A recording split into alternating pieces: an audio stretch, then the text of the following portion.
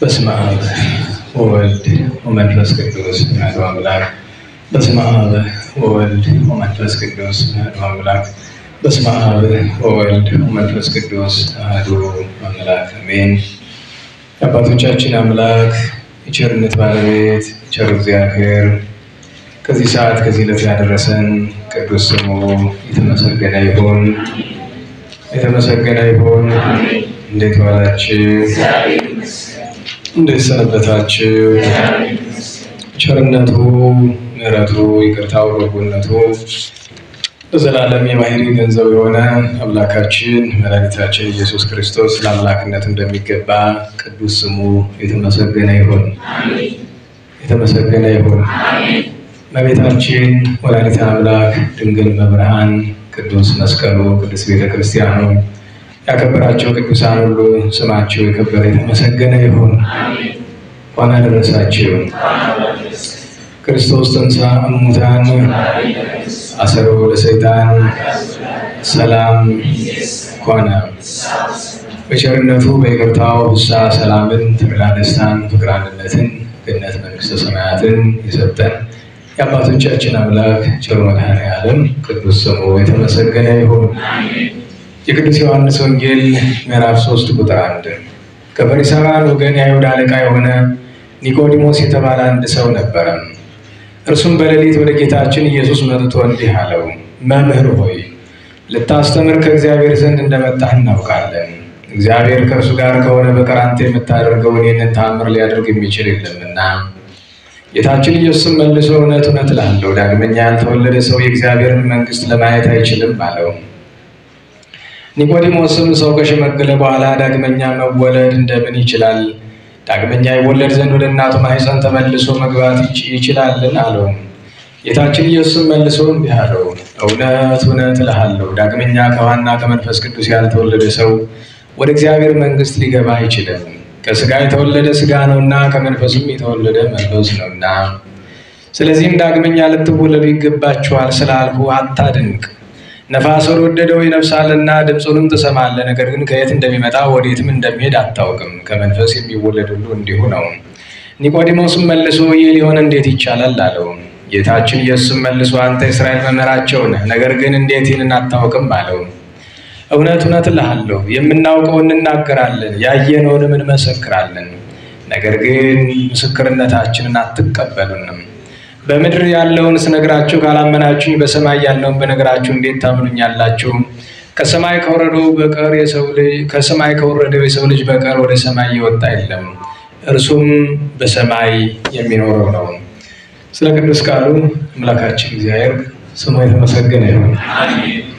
እንግዲህ ይህ ንባብ ብዙ ጊዜ በዐቢይ ጾም ውስጥ ስለሚነበብ የኒቆዲሞስ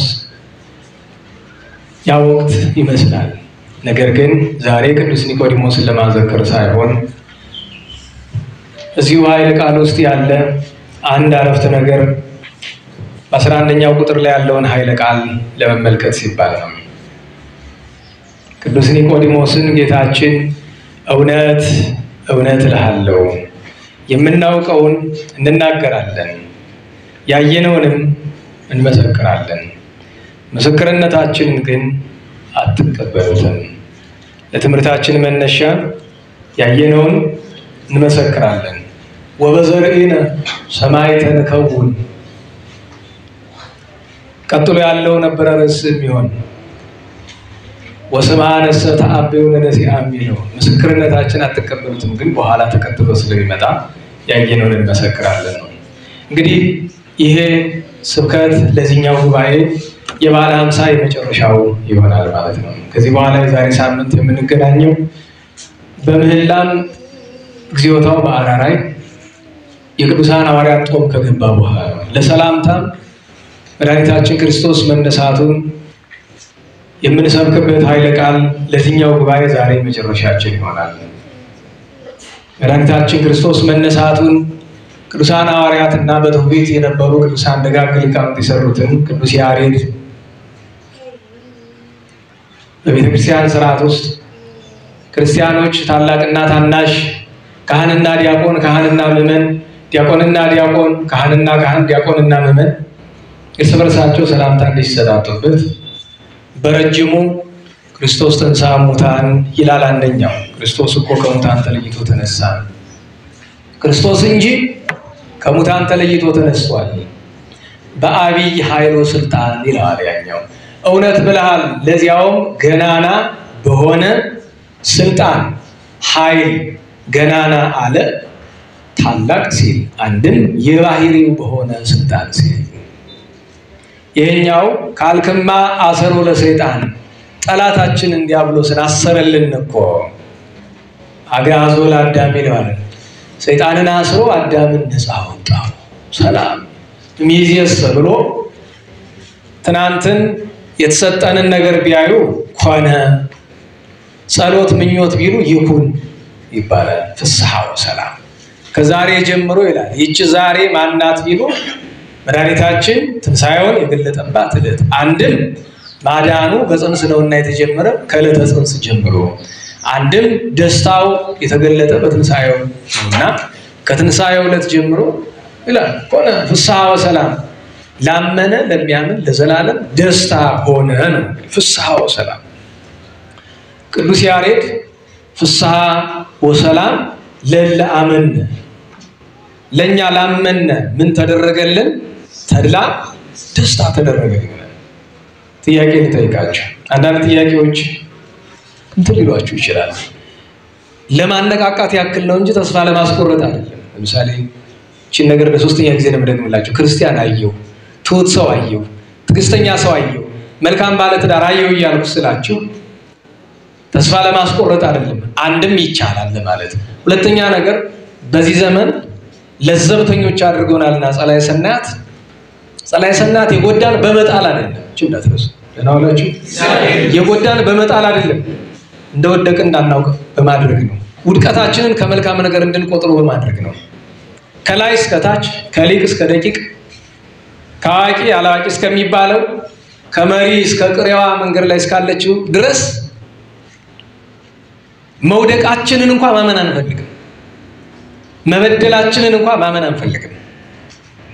አባታችን ሆይ ስንል በደላችን ይቅር በለን የሚለው ቃል ካፋችን ሲወጣ አንዳንዴ ሰውን ካንጀቱ አይደለም ለማለት ከምኑ ነው የሚባል? ከጉሮሮ ይባላል አይደል? ከጉሮሮም አይመስለኝም፣ እኛ ከበላስና ከጥርስ የሚወጣ ይመስላል አይደል? እንዴት ዋላችሁ?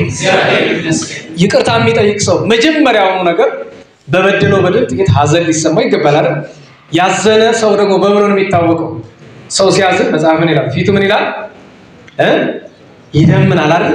ቅጭም አድርጎ አይደል ይቅርታ የሚጠይቅ? ዝም ብሎ ለማለት ብቻ። አንዳንዱ በቃል ማይዘን አባታችን ሆይ በሰማያት የምትኖር ላፍ ያክል። ደግሞ አንዳንዱ ዘመን ያመጣው ደግሞ አባታችን ሆይ በሰማያት የምትኖር የሚል ደግሞ ቃቃም ይጫወታል። ይገርመኛል። እቺ ቤተክርስቲያን አቤት ሁሉ እንደልብ እኔም እንደልብ ያምደል መድኃኒዓለም ይማረን፣ መድኃኒዓለም ይማረን። አይ ያቺ ቀን ስትደርስ የሰማዩ ሲጋራ ነው የምድሩ ሲመጣ እንዴት ይቆይ እና ጥያቄ ልጠይቃችሁ ፈልገው ምንድነው እንግዲህ ፍስሐ ወሰላም ለለአመነ አለልኩ ለኛ ላመነው ተድላ ደስታ ሆነልን አለ። እውነት ለመናገር የትንሣኤ ቀን ሁለት ጥያቄ ነው። አንደኛ ደስ ብሎን ነበር ወይ? ሁለት ደስ ያለን ስለምን ነው? ዛሬ እንግዲህ ባለ 50 እያለቀ ነው። ከዚህ በኋላ የሚቀሩን 3 ወይ 4 ቀናት ናቸው። ደስ ብሎን ነበረ? ደስ ካለን በምን ነው ደስ ያለን? ጾሙ ስለተፈታ እንኳን ጾም ልጓሙን ፈታልን እንደሚባለው እሱ እኮ ነው ጥያቄው። በጌታችን ትንሣኤ ደስ ብሎናል? መጀመሪያው ነው ትንሣኤውን ናፍቀነው ነበር?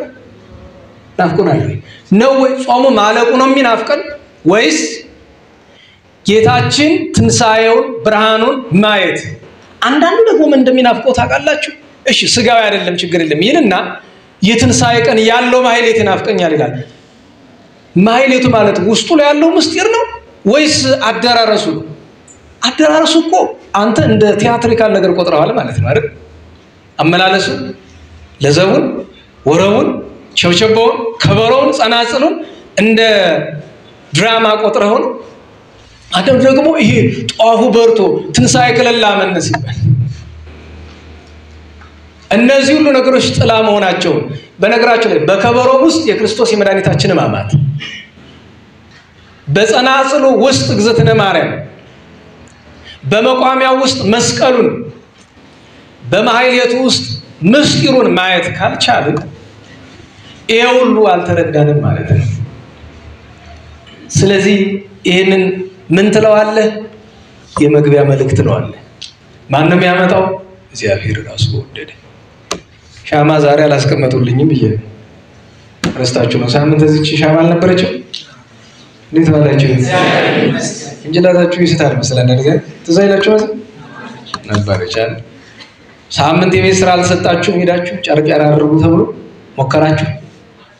እንዳትጎዱ እንድታዘዙትን ስሙ እንዳንጎዳ። ወደ ትምህርታችን እንምጣ። በአማን ተንሥአ መድኃኒነ አጭሩ ሰላምታ። በእውነት መድኃኒታችን ክርስቶስ ተነስቷል፣ ሞትን ድል አድርጓል፣ ላመነ ሁሉ ድነትን ሰጥቷል። ጌታችን መድኃኒታችን ኢየሱስ ክርስቶስ ከሙታን መካከል በስልጣኑ ከመነሳቱ በፊት በገዛ ፈቃዱ ከመሞቱ በፊት ከመያዙ በፊት በሚያስተምርበት ጊዜ ባጭር ከአይሁድ አለቆች አንዱ የሆነ ቅዱስ ኒቆዲሞስ በሌሊት መጥቶ ከሱ ዘንድ ይማር ነበር። ከመድኃኒታችን ሲማር ምስጢረ ጥምቀትን አስተማረው። አልገባው ሲል አንድ ወቀሳ አቀረበለት። አንተ ሊቆሙ ለእስራኤል አንተ የእስራኤል አለቃ መምህር ሊቅ ስትሆን ወዘንተ ነገረ ተአምር ይሄንን አታውቅም ምን ካለው በኋላ አሁን ርዕስ ያደረግነውን አይነቃል ከተለለት እውነት እላለሁ የምናውቀውን እንናገራለን ያየነውን እንመሰክራለን አለ። አሁን መሰረታዊው ጥያቄ ሁለት ነው የሚሆነው። ከዚህ አስቀድሞ ግን ይችን ጥቅስ የሆነ ቦታ አውቃታለሁ የሚለኝ ሰው ካለ የምናውቀውን እንናገራለን ያየነውን እንመሰክራለን የምትል ጥቅስ ማኅበረ ቅዱሳን ድሮ እኔ ከቴሌቪዥን ምናምን ድሮ ስላልነበረ የምናውቃት የትኛው ላይ ነው? ከቴሌቪዥን ውጪ የት ነው የምታውቀው? ጥንት አንስቶ ልጅ እያለን ጀምሮ የት ማኅበረ ቅዱሳን የሚያሳትመው ነገር አታውቁም?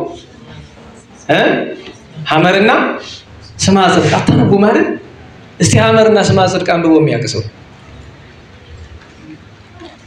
አንድ ሶስት አራት እህቶቻችን አታነቡም ጨርሰው በቤት ስራ ነው። የማኅበረ ቅዱሳን ሱቅ ወዴት ነው ያለ? እስከ አደባባይ ሂዱና ግዙ። ግዴታ ነው። አንድ ሐመር አንድ ስማ ጽድቅ ትገዛላችሁ። ሰማችኋል? አንድ ሐመር አንድ ስማ ጽድቅ ገዝታችሁ አንብባችሁ ነው የሚቀጥለው ሳምንት የምትመጡት። ሁላችሁ ሳንቲም የለኝ የምትሉ ካላችሁ እዛው ሆናችሁ አስደውሉ፣ እኛ እንከፍላለን። ገብቷችኋል? እንዴት ዋላችሁ?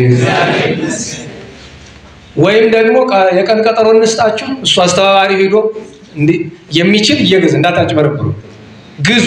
ደግሞ አንድ ነገር መስላችሁ አባቶቻችን ምን ይላሉ? ዋጋ ያልከፈልክበት ነገር ዋጋ አትሰጠው። ገብቷችኋል? ግዙ፣ እንደው ለምናችሁ ቢሆን ግዙ። ከአቅም በላይ ከሆነና ከሌላችሁ ግን ይመዝግብና ይነግረኛል። እሱ ተነግራታለህ፣ ሄደህ ታውቃታለህ። እዚያ ያለችው ልጅ እሱን ያለ በላት። ያው በዚያ አንዳንድ ጊዜ እንዲያ ሲለኝ ስለማወቅሳቸው እስቲ ደግሞ በእውነቱ እኔ ልንገራችሁ። ለመጀመሪያው ጊዜ ሐመር መጽሔት፣ ለመጀመሪያው ጊዜ መለከት የሚባል መጽሔት የምታውቋላችሁ? ሁለቱ የመጀመሪያዎቹ እትሞች እኔ ያሉኝ በኋላ ለቅርስነት ገዝቻቸው አይደለም። መጀመሪያ እንደታተሙ በ85 ዓመተ ምህረት የመጀመሪያውን እትም አባቴ ገዝቶልኝ ያን ጊዜ አባማ ኢየሱስ የሚያስተምሩበት ጊዜ ማለት ነው። ያን ጊዜ የምታስተውሱ ሰዎች እንጃላ ትኖር ትችል ይሆናል። የመጀመሪያዎቹ አሉ፣ ሐመርም መለከትም የመጀመሪያዎቹ አሉ። እና ድሮ በ80ዎቹ ሁለተኛ አጋማሽና በ90ዎቹ ቃለ እግዚአብሔር ለመማር ሁለቱ ጠፈፍ ያሉ መማሪያ መንገዶች ነበሩ። ኋላ ስማ ጽድቅ ደግሞ መጣ። እንዴት ያሉ ነበሩ? አሁን እንኳን አይቻልም፣ አቀም ብዙ ጊዜ ነው። በአንዳንድ ነገር ምክንያት ገጭ ገቡ ስንል ብዙ አይደለም፣ ግን ጠቃሚ ነገሮች ናቸው። ስለዚህ አንበቡ። ስለዚህ ትእዛዙን እሺ ነው እምቢ ነው? እሺ ነግሬያቸዋለሁ። እና ችግር ነው። ባለፈው መጽሐፍ ስናሳትም ገንዘብ ያለው ሁሉ በ100 ብር 300 ብር እንደወሰደው እንዳታረጉት ዛሬ አይባቸዋል። ስንት ነው ሐመር የምትገዙ ሰዎች ካላችሁ አሁን ደግሞ በጣም መኪሳችን እንዳትጎዱት ብዬ ነው። እሺ ሰዓታን ወሰድ ችግር የለም ይሁን ያፈቀደ ይሁን በራሳችሁ ሰጥ እርግጠኛ ነኝ እንደው ከ10 ከ20 ሰው በላይ አይመስልኝም መክፈል የማይችል ይሁን ለሁሉም እሱን እናደርጋለን። እንዴት ዋላችሁ? ይሄ ኃይለ ቃል ማን እንደመረጠው አላውቅም። ለማህበረ ቅዱሳን ግን ግሩም የሆነ እንደ ሎጎ አይደለም ከሎጎ ላይ የሚጻፍ ነገር ግሩም የሆነ ነገር ነው። በጣም ግሩም። እንግዲህ መጀመሪያ ስለ ጌታችን ለምን እንደተናገረው እንነጋገር። ጌታችን ለቅዱስ ኒቆዲሞስ የምናውቀውን እንናገራለን ብሎ ሲለው እኛ እያለ ነው። የማውቀውን እናገራለሁ አይደለም ያለ እኛ ብሎ ከማጋ ነው እኛ የሚል ቢኖር ከዮሐንስ መጥምቁ ጋር ነው። እንዴት ፈጣሪ ከፍጡር ጋር ራሱን አውርዶ እኛ አለ ቢሉ ስለትህትና አንድም ዮሐንስን ስለማክበር አንድም በተዋህደው ሥጋ መድኃኒታችን ለኛ ምን ተብሏል? እመንገላ አብሰ ሆየ ሊተ ከመትማረን ሐል ወተዘክር ዘንተ እንዳለው ደራሲ ጌታችን በተዋህደው ሥጋ ለቅዱሳን ሐዋርያት ወንድማቸው አልተባለም? እንዴት ዋላችሁ? ቅዱስ ጳውሎስ ለዕብራውያን ጽፍላችሁ ያፍራሃው የብሂሎቶሙ ሐዋርያትን ወንድሞቼ ይላቸው ያፍርባቸዋል? አያፍርባቸውም። ለምን? ስለተዋህደው ሥጋ ወንድም ይላቸዋል። እና እኛ የሚል ከቅዱስ ዮሐንስ ጋር ነው። አሁን ከሌሎቹ መርጦ ለምስክርነት ከፍጡር ዮሐንስ መጥምቁን እርሱ ደግሞ ፈጣሪ ከፈጣሪ ብለን አማራጭ አንገባም። ፈጣሪ ስንት ነው? አምላክ ስንት ነው? አምላክ አንድ ነው፣ ከአንድ በላይ የለው። ከፍጡር ወገን ግን ለምስክርነት እኛ ብሎ ከራሱ ጋር አስጠግቶ የቆጠረው ዮሐንስ መጥምቁ ለምንድን ነው? ለሁለቱ ኃይለ ቃላት ነው። አንደኛ የምናውቀው እንናገራለን። እችን እንመልከታትና ወደ ሁለተኛው እንሄዳለን። ማወቅ ምንድነው?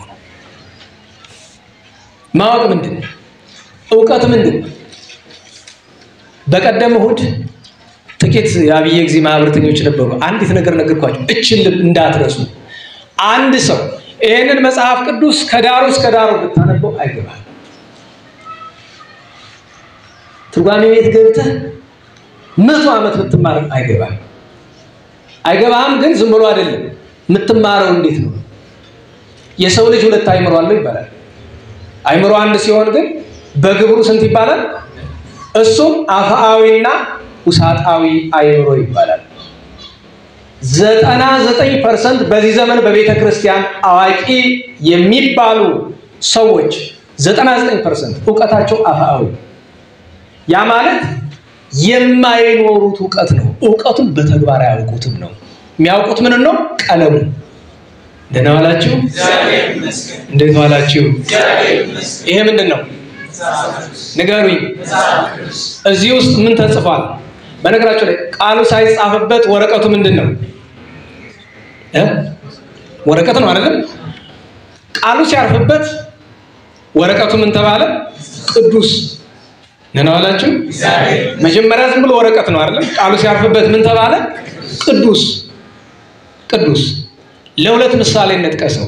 አንድ እዚህ ከተጻፈ በኋላ ቀለሙ ቃሉ ይለቃል አይለቅም ማለት ቅዱስ ያሰኘው እሱ ነው። አብሮት ይኖራል። ይሄን መጽሐፍ ቅዱስ ቆፍረን ብንቀብረው አብሮ ነው። ደመና ብናወጣው ወረቀቱና ቃሉ አይለያዩም። ይሄ ለበጎ ምሳሌ ነው። ቅዱሳት ቃላትን የትም ቦታ ሆኖ በቅዱሳት ቃላት ለሚመራስ ምሳሌ ነው። ሁለተኛው ግን አሉታዊ ምሳሌ ነው። እዚህ ላይ ወረቀቱ ላይ ቃሉ ስለተጻፈ ወረቀቱ ቃሎቹ ይገቡታል? ንገሩኝ። ኧረ በሞቴ ይሄ መጽሐፍ ይጸድቃል ማለት ወረቀቱ መንግሥተ ሰማያት የሚገባ ነገር ነው። ዓለም ሲያልፍ አብሮ ቅዱሳት ቃላቱ አያልፉም። ወረቀቱ ግን ዓለም ሲያልፍ አብሮ ያልፋል። ይሄ ለሌላ ምሳሌ ስንሰጠው አንድ ሰው የእግዚአብሔርን ቃል ተረድቷል የሚባልበት ብቸኛው መንገድ አፍአዊ ሳይሆን ውሳጣዊ አእምሮ ሲረዳው ብቻ ነው። ውሳጣዊ አእምሮ ደግሞ በማዳመጥ አይደለም። ማዳመጥ የውሳጣዊ አእምሮ በሩ እንጂ መጨረሻው አይደለም። ውሳጣዊ አእምሮ አፍአዊ አእምሮ አለ አይደል? ስናዳምጥ የሚገባው ወደ ውሳጣዊ አእምሮአችን አይደለም። ወደ የትኛው ነው የሚገባ? አፍአዊ አእምሮ ምን ማለት ነው? የእውቀት ማከማቻው ስፍራ ማለት ነው። ደህና ዋላችሁ? እንዴት ዋላችሁ? ስጋዊ ምሳሌ ልስጣችሁ። ለምሳሌ ዶሮ ሲሰራ ያው ትንሳኤ ሰሞን ስለሆነ ችግር የለውም። ዶሮ ሲሰራ እናቴ ሲሰራ ቁጭ ብዬ ዶሮ መዘገብኩኝ። ሙያ ለመልመድ ማለት ነው። አይታወቅም ነገ ምን እንደሚያጋጥም ብዬ ሂደቱን በእናንተ እንግሊዝኛ ፕሮሰሱን ጻፍኩት። ከመጀመሪያው ዶሮ ላይ ካራ ከሚያርፍበት ጀምሮ እስከሚበላበት ድረስ 36 ፕሮሰስ ጻፍኩኝ። 36 በወረቀት ያን ጽፌ ይዤዋለሁ። አሁን እኔ ዶሮ ማዘጋጀት እችላለሁ አልችልም? ንገሩኝ። እንዴት? አይ ገብረ ስላሴ ትችላለህ። እንዴት ዋላችሁ? ይኸውልህ ዶሮ እንዴት እንደሚሰራ ስለጻፍክ ዶሮ መስራት ትችላለህ? እንዴት ያለ ድንቁርና ነው! ሞኛ ሞኙላ ሰደበነ ትላለህ። ደግሞ ደግ አደረኩ። ይሄን ፈልጋር ሊመጣ ይሄ እኮ ነው የቸገረኝ። የዚህ ዘመን በሽታ አሁን አንተ እንደመለስክልኝ እናንተ እንደመለሳችሁልኝ አይነት ነው። የዚህ ዘመን ሰባኪ የሚመልስልኝ እስከተማርኩት በቃ ነው። ቀለሙን ካወቅኩት ይበቃኛል። እንኳን ሌላ ዶሮ አርዳችሁ እስኪ የምታውቁ ሰዎች ይሄን ደግሞ ጽድቅ አድርጋችሁት እጃችሁን ወደታች እንደታርጉ ዘንድ እስኪ ዶሮ አርዳችሁ የምታውቁ አውሩት። አርዳችሁ የማታውቁ አይዟችሁ፣ ያሳፈረ ሴቶች አትየው ዶሮና በግማ። እሺ አሁን እናንተ አርዳችሁ የማታውቁ ዶሮ ብናመጣላችሁ እንኳን ማድረግ ተሞክሩታላችሁ። ለሙከራ ያክል እንኳን አትችሉትም። እንኳን የዶሮ ነው። በነገራችን ላይ የዶሮ ቆዳ ሲበላ አይታችኋል አይደል? ቆዳው መግፈፉ እንዴት ነው! እንኳን ሌላ ተውትና እኔ ሌላ ሁለተኛ ምሳሌ ልንገራችሁ። የዶሮን አሰራር ብቻ አይደለም እናታችሁ ዶሮ ስትሰራ 1000 ጊዜ ብታዩት በ1001ኛው እሷ በሌለችበት ልትሰሩት አትችሉም። ሁሉም ነገር ምንድነው የሚጠይቀው? ልምምድ፣ ተግባራዊ ልምምድ። እንኳን የመንፈስ ቅዱስ ስራ ስጋው ስራ እንኳን ያለ ልምምድ አይሆንም። በነገራችሁ ላይ ሜዲሲን የምትማሩ ወንድሞቻችን አላችሁ። ይሄ ሂማን አናቶሚ ነው የሚባለው የሰው አካል ምናምን ዝም ብለው አስተምረዋችሁ ሰርጀሪ መስራት ትችላላችሁ? የተግባር ትምህርት ካልተማራችሁ መቼውንም ቀዶ ጥገና መስራት አትችሉም። አለያ የምትሰሩት ቀዶ ጥገና የሚጠናቀቀው ሰው በመግደል የሰው ነፍስ በማጣት ነው። ስለዚህ አንድ ሰው ቀለሙን ሲማረው ምን ይባላል? አፍአዊ ዕውቀት ይባላል። አፍአዊ አእምሮ ላይ የተቀመጠ ነገር። በተግባር ሲኖረው ግን ምን ይባላል? ውሳጣዊ አእምሮ ነው። ወይም ተግባሩ ተዋሂዶታል፣ ዕውቀቱ ተዋሂዶታል ይባላል። ካልሆነ ቅዱስ ጳውሎስን እንጠራዋለን። ቅዱስ ጳውሎስ ብርሃነ ዓለም ምን ትለናለህ ብትሉት በሮሜ 2:21 ላይ ምን አለ? የተሰረቁት ለሌሊት ተሰርቅ አትስረቁ እያልክ አንተ ግን ይሄ እኮ ነው አፍአዊ ዕውቀት ማለት። ወይም ፈሪሳውያንን ምንድነው ያለ ጌታ? ምን አላቸው? የሚነግሯችሁን ስሙ፣ እንደ ስራቸው ግን አታድርጉ። ለምን? ዕውቀታቸው አፍአዊ ነው። የምናውቀውን እንናገራለን ሲል ዮሐንስ ነብየ ልዑልን መጥምቁን የጠራበት ምክንያት ቅዱስ ዮሐንስ በውኑ አንዳች የማይኖረውን ነገር አፍአዊ ዕውቀቱን ተጠቅሞ አስተማረ? ንገሩኝ። አላስተማረም። ሁለተኛ የምናውቀውን እንናገራለን ላለው ባለቤቱን ደግሞ እንጥራ። ከፍጡር ወደ ፈጣሪ ደግሞ እንሸጋገር። መድኃኒታችን ኢየሱስ ክርስቶስ አንዳች ነገር በውኑ ስንኳ ቢቀር እግር ከማጠብ ድረስ ደርሶ ከማልቀስ ድረስ ደርሶ እንኳን ሌላ ስርዓተ ሐዘን አላስተማረንም? አልዓዛር በሞተ ጊዜ አልቅሶ አሳይቶናል እኮ ውዳሴ ከንቱ እንዴት መሸሽ እንደሚገባ ታምራት ካደረገ በኋላ አትንገሩ በማለት ከሁሉ መቼስ እግር ማጠቡ ገርመኛል። ምክንያቱም እያንዳንዷ ያደርጋት የነበረችው ነገር ትምህርት እንደሆነች በምን ይታወቃል ቢሉ በቅዱስ ማቴዎስ ወንጌል 11:28 ላይ ተማሃሩ ምኔ ከኔ ምን በሉ ተናገሩ ከኔ ተማሩ። ኋላ ደግሞ ሲሰናበታቸው በምሴተ ሐሙስ በቅዱስ ዮሐንስ ወንጌል ምዕራፍ 13 ላይ እንደምትመለከቱት እግራቸውን አጠበ።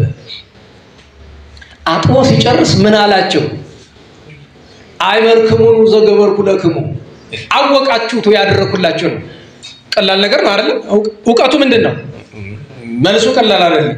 አሁን እኛን ቢጠይቀን መድኃኒታችን እግራቸውን ሐዋርያትን ምንድነው ያደረኩላችሁ ነው ይጠይቀ። መልሱ ምንድነው? እግራቸውን አጠብካቸው። ይሄ ማን ያቀተዋል? እንዴት ዋላችሁ? ባይኑ ያየውን ነገር ይሄን የተደረገ ብሎ ማለት ለማን ያቀታል?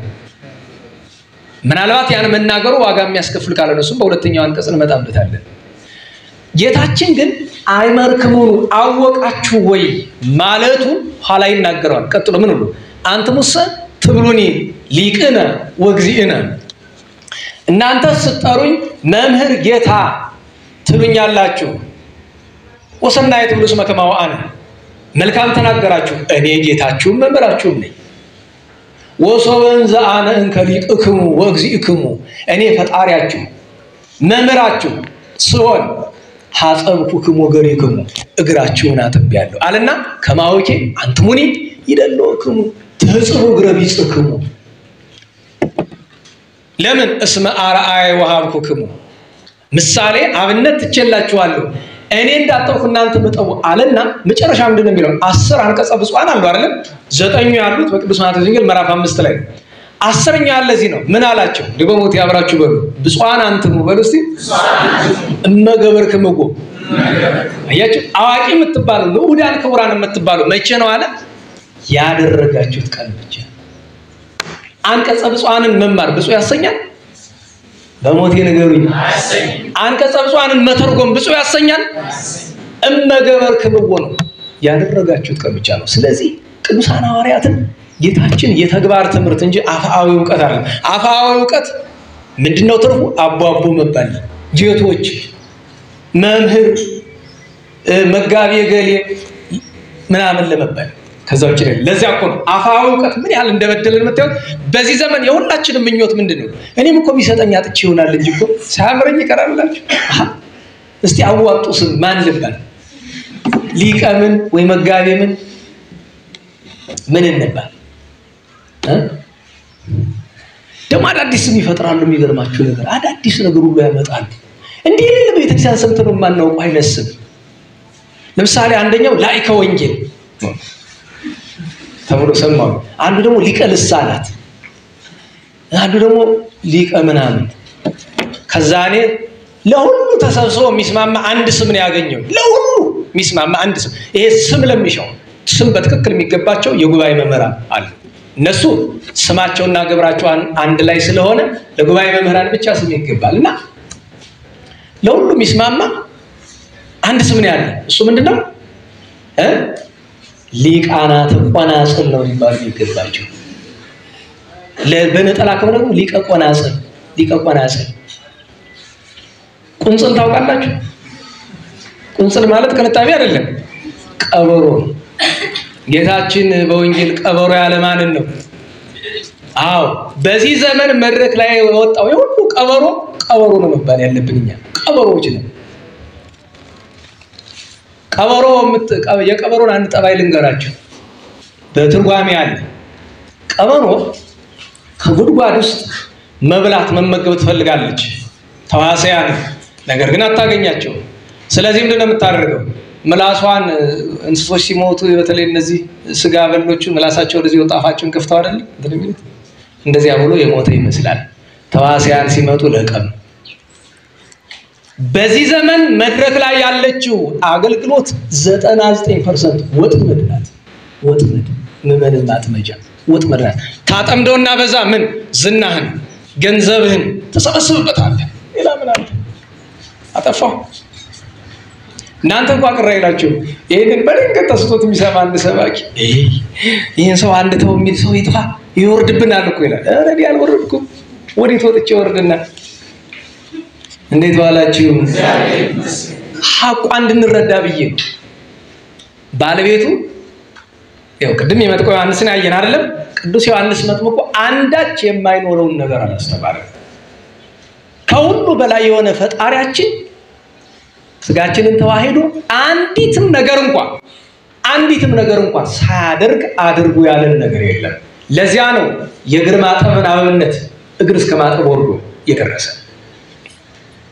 ስለዚህ የመጀመሪያው የምናውቀው እንናገራለን ማለት ይሄ ነው። አልያሳ ሁለተኛው አማራጭ ምንድነው? አፍክን መዝጋት። ምክንያቱም አዋቂ ማለት ያወቀውን የሚኖር እንጂ ያወቀውን የሚተረጉም በከንፈሩ ማለት አይደለም። ልክ አንድ ትርጓሜ መምህር ከውስጥ እየተረጎሙ የማቴዎስ ወንጌል የቅዱስ ማቴዎስ ወንጌል ምዕራፍ 25 ላይ ደርሳሉ። ስመረህኩ ላይ በዚያ ሰዓት አንድ የዜማ ተማሪ መጥቶ በእንተ ስማ ለማርያም ይላል። ያዩታል፣ ቤታቸው በዛው አካባቢ ነው ያለ። ከዚያ ያለውን አንዱን ተማሪ ጠቅሱታል። ያው እለፍ ነው አይደል? እግዚአብሔር ካለው ያድርስ በለው። ለካ ከፊት ለፊት ደግሞ የምእመናን ቤት አለ ራቅ ብሎ እና በእንተ ስማ ለማርያም ሲል እጥፍ አድርጋ እንጀራውን ከቆፈዳው ስትከትልት አይ ወይኔ እኔ ለፈልፋለሁ እሷ ትተረጉማለች አሉ አቋርጦ ይባላል። ትርጓሜ ያሉት ምን ነው? መስራቱን። አንድ ሰው መጽሐፍ ተረጎመ የሚባል ሲኖረው ብቻ ነው። ቃላቱን መናገር አያጸድቅም። በነገራቸው ላይ በአፍ ብትመሰክር ያለውን ልክ ፕሮቴስታንቶች እንደሚተረጉሙት የቅዱስ ጳውሎስን ነገር የሚያምን ኦርቶዶክሳዊ ካለ ትልቅ ችግር ነው። እዚህ እውነተኛ መምህራንን ተመልከቷቸው። መጽሐፍ ተዘከሩ መኳንንቲክሙ ይላል አይደል? መምህሮቻችሁን ዋኖቻችሁን አስበዋል አይደለም? አሉ ልናያቸው የሚገባ ምሳሌ ልናደርጋቸው የሚገባ ተመስገን ነው። ሌላ ማንን እንጠቅሳለን? ያለንበት ስፍራ ጥሩ ነው፣ ተመስገን።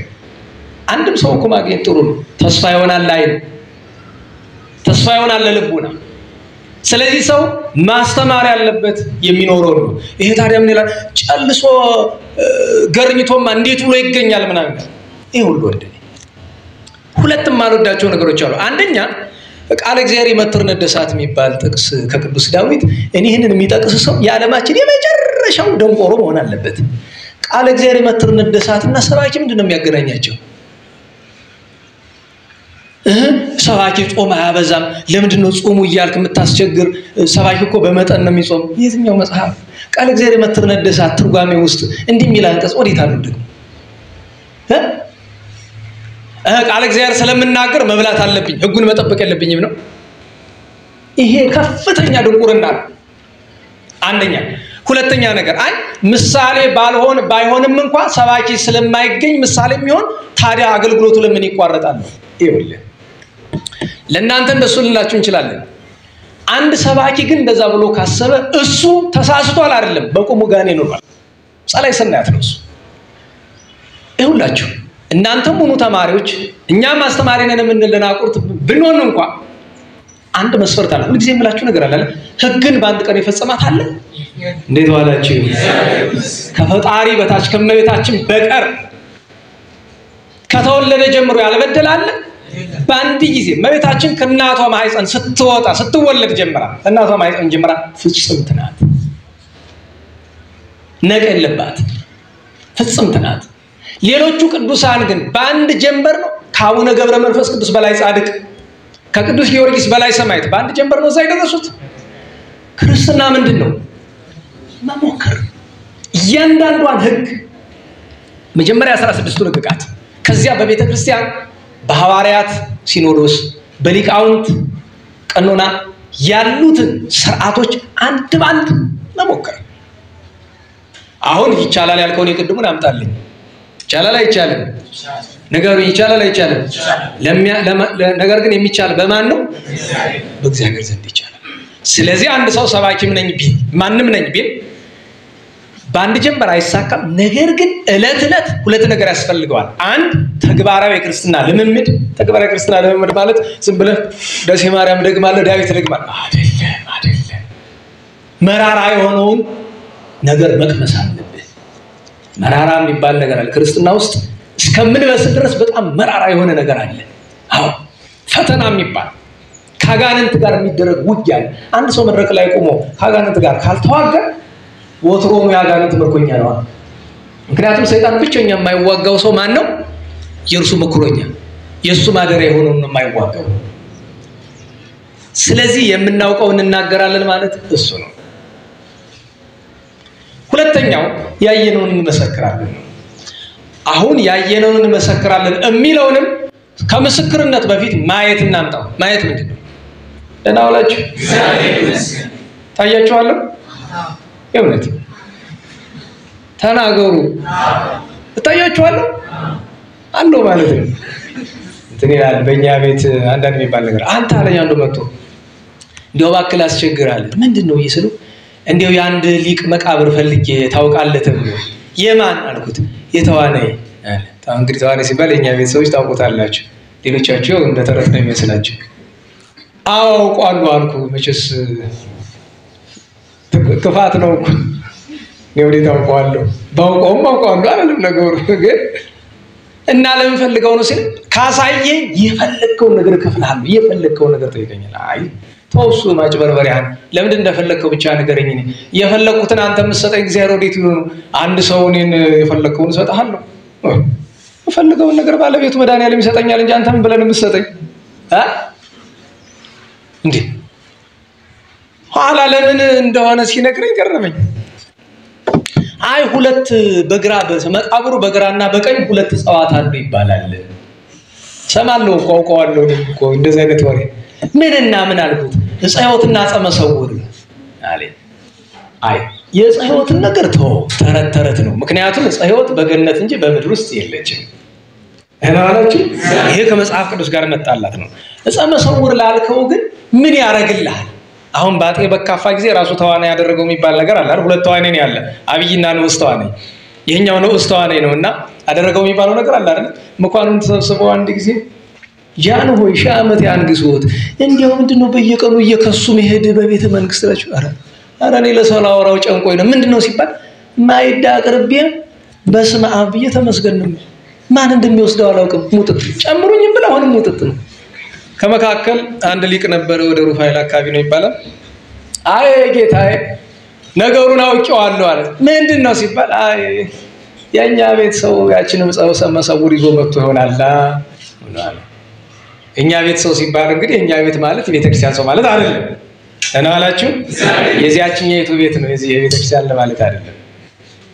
እና ምን ይሻላል? በቃ እኔ ልፈላስፍ ብሎ ያ ደግሞ ተፈላስፎ ምን ያገኛል? ዕፀ መክስት አይታል አይደል? ለሾህ ምን ይገኝለታል? ሌላ እሾህ በምንድን ነው የሚወጣ? በእሾህ አለቀ። ያችን አገኘ፣ ያችን ምናምን ደስ ማድርጎ አጅሬ ያችን ዕፀ መሰውራን አድርጎ ድርግም ሲል ወደ ማይዱ ይሄኛው ዕፀ መክስቱን ይዞ ከች ቁልጭ እዚያው ላይ ሁሉ አላዛ በኋላ ሌላ ታሪክ ነው እንግዲህ አንገባበትም። ደህናላችሁ? አሁን የእውነተኛ ታሪክ ነው ወይስ ተፈጣጥሮ ነው ብትሉኝ እኔ እንግዲህ በጊዜው አልነበርኩም። ርዕሳችንም ወዘሪ ለሰማይ ተነከሙን ስለሆነ ያየነውን ስለሆነ አላየው። መንፈሳዊ ታሪክ የመጽሐፍ ቅዱስ ቢሆን እንደ አባ ሕርያቆስ በላይነ ወሰተይነ መስለው የቅዱሳን ሐዋርያትን አይን ጆሮአቸውን ጆሮ እጃቸውን እጅ አድርገን በላይነ ሰተይነ እንላለን፣ ገሰስናሁ ርኢናሁ እንላለን። ለምን? የቅዱሳን ሐዋርያት አይን የማይታበል ነውና። ይሄን ግን አየው ያለ አይደለም የነገረን፣ ተጽፎ ደግሞ ብዙ አይገኝም አልፎ አልፎ ቃል እና ለምን ዓላማ ነው ሰው ዕፀ መሰውር የሚፈልግ ነው እኮ ጥያቄው። እንዴት ዋላችሁ? አንዱ ምን አለኝ፣ አይ ቢገኝማ በዚህ ዘመን የድሃ ንብረት እየቀማ ሀብታም የሆነ ብዙ ሰው ስላለ ያንን እየሰረቁ እያወጡ ለድሃ ለማካፈል ነው። አይ እንደዚህ አለ የሚባል አንድ ወንድማችን የዛሬ 20 ዓመት አካባቢ ወደ አንተ ልጅ እባክህ ምን ነው የሚያንቀጨቀጭ? ማንሽ ባለቤቱ ያዥው እንጂ ምንድነው ጉባኤ ላይ የምታሯሩጭው? እዚያኛው ጉባኤ በቃሽም ደግሞ እዚህም ትረብሻለሽ። ስርዓት ያዝ። እዛ ደግሞ ዛፍ ልትቆርጥ ስትል አይቻለሁ። አንተ ህፃን ስለሆነ ብቻ መንከባከብ እንዳይመስል ደግሞ እኔ ስቆጣ አልመርጥም። ትንሽ ትልቅ የለውም። ታዲያ በዚህ ጊዜው ካልታረመ መቼ ሊታረም? ይሄ እግዚአብሔር ጉባኤ ነው። መልአክ ይቀስፋል እኮ መጽሐፍ አይልም? ፍኖተ ገመዱን አታስታውሱ? ቀውስጦስን ልጆቻችሁን ይዛችሁ ኑ፣ እሱ ህግ ነው። ይዛችሁ ኑ ልጆቻችሁን። ይዛችሁ ማለት ግን እንዲረብሹ ፍቀዱ ማለት አይደለም። እንዴት ያለ ነገር! አሁን አንድ ጊዜ ሁለት ጊዜ ከለከሉ፣ ጭራሽ ሶስተኛ መጥቶ እንዴት ዋላችሁ? አንድ ወንድማችን የዛሬ 20 ዓመት አካባቢ የኢህአዴግ አባል ሆኑ ምናምን በሚልበት ዘመን አባል ሆነኝ አለ። ለምን ሲባል አይ በቃ ያልሆኑ ሰዎች እየገቡ ፖለቲካውን አበላሹት፣ ስለዚህ ገብተን ለሃይማኖትም ለድሆችም መስራት አለብን አለ። እንግዲህ እስቲ እንዳልከው ተብሎ ገባ። ከዓመታት በኋላ ሰውየው እየተቀየረ ሄደ። ሰማለሁ። አንድ ቀን ፈልጌ አለኝ። ምንድነው ስለው ምከረኛ አለኝ። እንዴት ያለ ምክር? ይኸውልህ እዚህ ውስጥ የገባው እንደዚህ ብዬ ስገባ ግን ሌላ እና ምን እንደለመድኩ ታውቃለህ አለኝ። ደሞዙና አበሉ ማለት ነው። እና ቤቴን በጣም በዛ ልክ ቀዳዳውን ከፍቼዋለሁ። አሁን እዚህ ሆኜ ለገንዘብና ላበሉ ስል የምሰራው ለድሃ አይደለም ለአዛዦች ነው። እንዳልተወው ስራውን የቤት የቀዳዳ ብዙ ሆነብኝ። እንዳልቆይበት ነፍሴን ሊያጠፋ እንኳን ሰው ለረዳበት እኔ ልጠፋበት ነው። ምን ይሻለኛል አለ። ልብ በሉ ከሁለቱ አንዱንም ብለው ለኔ ጥሩ አይደለም። ለምን ቆይ ብለው ለነፍሱ ጥፋት ተጠያቂ፣ አይውጣ ብዬ ብለው ቤቱ ቀዳዳ ሲፈጠር እኔ ምን ላደርግለት እችላለሁ? ሂድና መልአኩ ቅዱስ ሚካኤል እመቤታችንን ጠይቅ። አርማጭሆ ነበር ለስራ ጉዳይ ሄጄና ጠይቁ እያልኩት ከዚያ በኋላ ይጠይቅ አላቅም። ከረጅም ጊዜ በኋላ አገር ጥሎ ጠፋ ተብሎ ይሄው ላለፉት ምናልባትም 17 ዓመታት የት እንዳለ አይታወቅም። ጠፋ፣ በቃ ጠፋ። ሲጠፋ ደግሞ ዝም ብሎ አይደለም የጠፋ፣ የቤተ ክርስቲያኑን ማዕት ሺህ ብር ይዞ ነው የጠፋው። ምክንያቱም ሰው ከጉባኤ ስለነበረ የሰው በደል ኃጢአት ለመዘርዘር አይደለም። ነገር ግን አንዳንድ ነገሮች ከዚሁን እንደምታያቸው አይደለም። ልክ እንደዚያ ወንድማችን ቤተክርስቲያን ሊያገለግል ነው ተብሎ ገብቶ ዛሬ በሳስን ሰለት ሲገርፈን እንደሚውለው ማለት ነው። እግዚአብሔር ነፍሱን ይማር፣ አሜን። ሁላችንም ይማር። እና አንዳንድ ነገሮች ከዚህ እና ያ ሰው ያችን ባገኛት እኮ የሀብታሙን ይሄ የሰራቂውን የሌባውን ሰብስቤ ለዳሰጥ ነበር። ውሸት ነው። ስታገኘው አታድርገው እናውቀዋለን። ወደ ዋና ጉዳያችን እንምጣ። ማየት ምንድነው? እታያቸዋለሁ በሚለው አይደል ኮተት ይመጣ፣ ግን እታያቸዋለሁ አይደል? ጥሩ ነው። ተስፋ እኮ ነው እሱ ራሱ መታየትም ጥሩ ነው። አይጠቅምም እንጂ የብዙ ሰው አይን አይጠቅምም ነው። ማየት ምንድነው ከተባለ መጀመሪያ እስኪ እንዲገባችሁ በዘመናዊ የተማራችሁትን ነገር ልጥቀስላችሁ። በማየትና በመስማት ጉዳይ ላይ ሁለት ቃላት እንጠቀማለን። ማየትና መመልከትና ማስተዋል ይባላል አይደለም? መስማት፣ ማዳመጥ፣ ማስተዋል። ልብ በሉ። መስማት፣ ማዳመጥ፣ ማስተዋል። ማየት፣ መመልከት፣ ማስተዋል። ይሄ በዘመናዊ ያለ ነው፣ ግን ለኛም ይጠቅመናል። ትምህርቱን ያገኘሁት በዘመናዊ ነው፣ ግን ከመንፈሳዊ ጋር ይስማማል። መስማት ማለት ድምጹን እናባላችሁ፣ ማዳመጥ ማለት ፍሬ ነገሩን፣ ማስተዋል ማለት ያንኑ መጠቀም። ወጣቻው ለጉዳይ ማዋል። አንድ ሰው ለጉዳይ ከዋለው አስተዋለ ይባላል። ፍሬ ነገሩን ቁም ነገሩን ሰምቶ አሃ እንደዚህ ነው የተባለ ብሎ ከያዘው እሱ አዳምጧል ይባላል። ምን እንደተባለ ግን ጭራሽ ድምጽ ብቻ ከሆነ የሰማ እሱ ሰምቷል ይባላል። ግን በእኛ ቤተክርስቲያን ሲመጣ መስማት እንደማዳመጥ እንደማስተዋል የሚቆጠርባቸው ኃይለ ቃላት ስላሉ እሱን ማስተዋል አለብን። ሁለተኛው ማየት ነው። እንዴት ዋላችሁ? ማየት ቅርጹን ሊሆን ይችላል፣ ብቻ የሆነ ግዙፍ ነገር መኖሩን ማየት ነው። መመልከት እዚያ ላይ ምን ፍሬ ምን ቁም ነገር ምን የተለየ ነገር እንዳለ መለየት ነው። ማስተዋል ያንን ወደ ተግባር መለወጥ ነው። ወይ መልሶ አስመስሎ መስራት ነው፣ ወይ በዚያ መጠቀም ነው ባዩት ነገር። አሁን ሰሰብ እናድርገውና ወበዘርኢነ ሰማይተን ያየነውን እንመሰክራለን ሲል ሁለት ነገር ማለት ነው። እንዴት ዋላችሁ? ያየነውን እንመሰክራለን በመጀመሪያ ደረጃ የአይን ምስክር ይባላል። የአይን ምስክር ማለት ነው የተደረገውን ነገር ምን ያለ ነው። እንዴት ዋላችሁ? የተደረገውን ምን ያለ ነው ያየ ነው። የአይን ምስክር የሚለውን አሁንም ጌታችን ደርቦ ከመጥምቁ ቅዱስ ዮሐንስ ጋር ስለተናገረ ለማየትም መጥምቁ ዮሐንስን እንጥራው ምስክርነት። ቅዱስ ዮሐንስ መጥምቁ በረሃ ካደገ በኋላ መጥቶ ሲያጠምቅ ሲያስተምር ቆየና ጌታችን ሊጠመቅ በመጣባት በዚያች ሌሊት ሰማያት ሲከፈቱ አንድነት ሶስትነት ሲገለጥ እግዚአብሔር አብ ሲመሰክር እግዚአብሔር ወልድ በትህትና በማይከለ ዮርዳኖስ ሲቆም እግዚአብሔር መንፈስ ቅዱስ በአምሳለ ርግብ በጌታችን ራስ ላይ ሲወርድ ተመልክቷል። ምስጢረ ሥላሴን ማስተማር ለመጥምቁ ዮሐንስ ይገባዋል። ይገባዋል። አዎ ይደሎ ይባላል። አንድ ሰው ሲሾም አዎ ይደሎ ይባላል፣ ይገባዋል። በነገራችን ላይ በዚህ ዘመን የቸገረ ነገር አንዱ እሱ ነው። ብዙ ሰው በቀደም ነግሬያችሁ እንደሆነ አላውቅም። አንድ በቤተክርስቲያናችን ካሉ አገልጋዮች እንግዲህ እስካሁን ድረስ ብዙ ነገር ስትሞክር ቆይታል። እስቲ ስራዬ ብለህ ምስጢረ ሥላሴና ምስጢረ ሥጋዌ ላይ ትምህርት ለምን አይሰጥም ማለት? አንደኛ ምስጢረ ሥላሴና ምስጢረ ሥጋዌ ትምህርት አልተሰጠም ብዬ አላምንም። ብዙ ቦታ ተሰጥቷል። በተለይ በግቢ ጉባኤያት በመጠኑም ቢሆን ይሰጣል። በየሰንበት ትምህርት ቤቱ ቀዳማይ ካላይ እየተባለ አዕማደ ምስጢር ተብሎ ይሰጣል። እኔ ግን በምስጢረ ሥላሴ ጉዳይ ላይ መድረክ ላይ ትምህርት ሲሰጥ ደጋግሜ እንደምላችሁ ምስጢረ ሥላሴ ሆነ ምስጢረ ሥጋዌ ላይ ገደብ ሊኖረው ይገባል። የምንናገርበት ምስጢረ ሥላሴን የምንናገረው አንድነትን ሶስትነትን ስለማስረዳት እንጂ ከዚያ በላይ ምክንያቱም አንዳንድ የትምህርቱ ሲሰጥ በጣም ይለጠጥና አስታውሳለሁ አንድ ጊዜ ኮርሱ ከተሰጠ በኋላ ድሮ አሁን ከሆነ ኮርሱ ተቻለ አቅም ጊዜ ኮርሱ ካለቀ በኋላ አንድ ልጅ መጥቶ እዚህ ሰነድ ተማሪ የነበረ ልጅ ነው። አንድ ጥያቄ ጠየቀኝ። ጥያቄውን አልነገራችሁም እና ጥያቄውን የራሱ አስቤ አላውቅም። ለምንድን ነው ያላሰብኩት? ያንን ለማሰብ ህሊናን መጀመሪያ ለጠላት ማስገዛት ያስፈልጋል። ቀጥ አድርጌ ልብሱን ይዤው ግምጃ ቤት ሄድኩኝ። አሁን የምነግርህን ከመንገሬ በፊት ጸሎተ ማርያም ደገም እባክህ። አንዳንዴ የማይገባን ነገር እሱ ነው። የሆነ ነገር በመንገራችን ምክንያት ነገር የሚለወጥ ምክንያቱም ያን ሐሳብ ይዞ ተከገዛ ጭንቅላቱ አይደለም። ስለዚህ ከመናገር በፊት ሌላ መሳሪያ ያስፈልጋል። ልክ አንድ ጊዜ አንድ ሰው መጣና እንዳውኑ ሳንደክም አንዲት ልጅ እንድታገኝ እንፈልጋለን። ለምን ብዬ ስለው መጀመሪያ ኦርቶዶክስ ነበረች፣ ጴንጤ ሆነች፣ አሁን ደግሞ ኤቴስት ሆነች ጨርሶ። ይሄ ሁሉ ሲሆን ግን እምነቱን ፍለጋ አይደለም የደረሰባት ህይወት ምስቅልቅል ነው እንደዚህ ያደረጋትና የህይወት ምስቅልቅሏ ላይ የሆነ ነገር ብታገኝ ምናልባት መፍትሄ ይኖር ይሆን። ምንድነው የተፈጠረው ብዬ ስጠይቀው እናትና አባቷ ተለያዩባት። የመጀመሪያ አንድ ትልቅ ዲዛስተር ነው አይደለም? ለአንዲት ታዳጊ እናትና አባቷ ተፋቱ። ከዛ ሄዳ ከእናቷ ጋር መኖር ጀመረች። እናቷ ሞተችባት። ወደ አባቷ ተሸጋገረች፣ አባቷ ሞተ።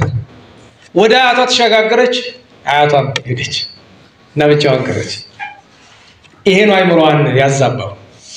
ከዛ የኦርቶዶክሶች አምላክ ነው እንዲያረጋኝ ብላ ወደ ጴንጤዎች ከዛ የነሱም አያስፈልገኝም ብላ እንደማልችል አውቃለሁ። እንዲህ ያለ ነገር እኔ እንኳን እንደኔ አይነት ተርታው ሰው ለትልቁም ሰው ከባድ ነው።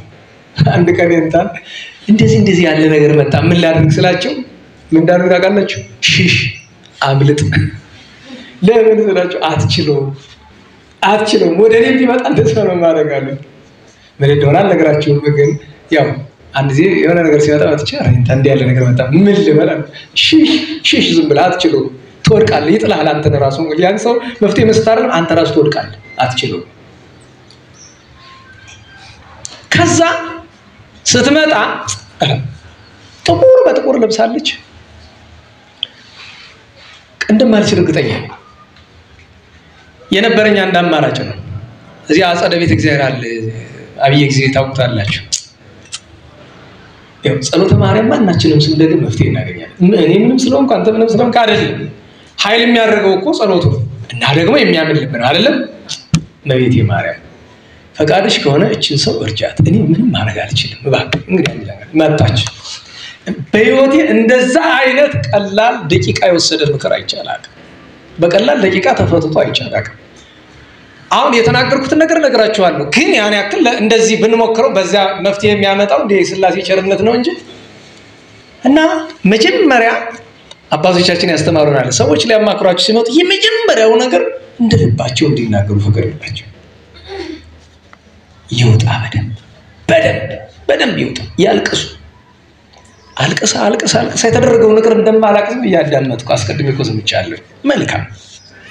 ታዲያ ከእግዚአብሔር ጋር ቅሬታሽ ምንድነው? ይሄን ሁሉ ያደረግብኝ ማን ሆነና? አይ ጥሩ በቃ አሁን ሃይማኖት አይደለም፣ መጀመሪያ ሎጂክን እንነጋገር። አሁን ምክንያቱም ኤቴስት ስለሆነች ሎጂክ እንነጋገር። እሺ እናትሽን ተወጃታለሽ እንዴ? በደንብ እንጂ። አባትሽንስ እንዴ? በደንብ። አያትሽንስ በደንብ እንጂ። መልካም። ሌላ ጥያቄ እንጠይቅሽ። እናትና አባትሽ አያትሽም ወዴት ነው የሄዱ? ወደ ሰማይ። በሰማይ በጻድቃን ከተማ ምን አለ? እንግዲህ ሃይማኖት የሚባለው ደስታ አለን የሚባል መልካም ጥሩ መልሰሻል። ሶስተኛ ጥያቄ አንድን ሰው እወደዋለሁ የምትይ የሱን ነው የራስሽን ደስታ ስትፈልጊ? ትንሽ አሰበች። አይ የሱን ደስታ ነው። ስለዚህ አንቺ ምቀኛ ነሽ እንጂ ልጅ አይደለሽ። በእውነቱ ምቀኛ ነሽ። እነሱ ደስ አላቸው ነሽ። እንደዚህ ተብሎ እኮ አይረታም ሰው። እውነት ግን ነው ለካ ፈጣሪ ይቅር በለኝ በድያለሁ ምናምን ይሆናል። ይሄ ጥቁር ልብስ ምንድነው ታዲያ? ወደ ደስታው ዓለም ከሄዱ አወልቃለሁ ወለግለቅ የዳ ቤቷ። እግዚአብሔር ይመስገን እግዚአብሔር ይመስገን። ኋላ ደግሞ መልሷ ችግር ውስጥ ከቷት እንዳይሆን ብዬ ነበር። አንድ ቀን ከወራት በኋላ ሰው ይፈልጋል ተብዬ ወጣውና ሳያጥፋ ምንድነው ስላት አይ ሰው ሀገር ልሄድ ነኝ ያው ወደ ውጭ ሀገርና ጥሩ ነው አለ ለናንተ ልሄድ ነውና ፈልጌ ምን ቀረብ ይስላት አይ ታንኪው አላልኩም እንዴ ሳላመሰግንላ እኔ ምስጋና አይገባኝም ግን ለማመስገን የመጣችበት እግዚአብሔር ተመስገን ጥሩ ጎዳና ያለች ማለት ነው። እንዴት ዋላችሁ? እግዚአብሔር ይመስገን። አሁን ምስክርነት እንዴት ዋላችሁ? እግዚአብሔር ይመስገን። ያየነውን መስክራለን ስለማየት እየተነጋገርን ነው። እንዴት ዋላችሁ? እግዚአብሔር ይመስገን። መጥምቁ ቅዱስ ዮሐንስ ምስጢረ ሥላሴን አየ። ስለ ምስጢረ ሥላሴ ለመነጋገር አንድ ሰው አይማደ ምስጢርን ከማስተማሩ በፊት ምን ያስፈልገዋል ትሉ? ቢያንስ ለሳምንት ያክል ጾም ጸሎት መያዝ አለበት። የፈለክ ያክል ማህተም ይኑር ብሉይ ተምሯል፣ አዲስ ተምሯል፣ እዛም ኮሌጅ ተምሯል፣ የፈለገ ነገር ይኑር። ከዛ ደግሞ በመታስተምርበት ቀን በሙሉ እግዚአብሔርን እየለመንክ እባክህ ፈጣሪ ይሄን ምንበት ምክንያት ያቺ ያነበብካትን ነገር በአፍ መናገር አያቅትም። ነገር ግን አንተም ተናግረህ ከእሳት የሚሰማም ሰው ሰምቶ ከገሃነም አይድንም። ይሄንን ምንበት ምክንያት ምን ነው ታውቃላችሁ? ምን ጊዜም ቢሆን የመንፈስ ቅዱስን እርዳታ ተስፋ ካላደረግን ስራችን ስጋዊ ነው። ስብከት ስጋዊ እንደሚሆን አታውቁም? ወንጌል መጥቀስ ስጋዊ እንደሚሆን አታውቁም? ይሄንን ወንጌል እኛ ብቻ ነን የምንጠቅሰው። እንዴት ዋላችሁ? እግዚአብሔር ይመስገን።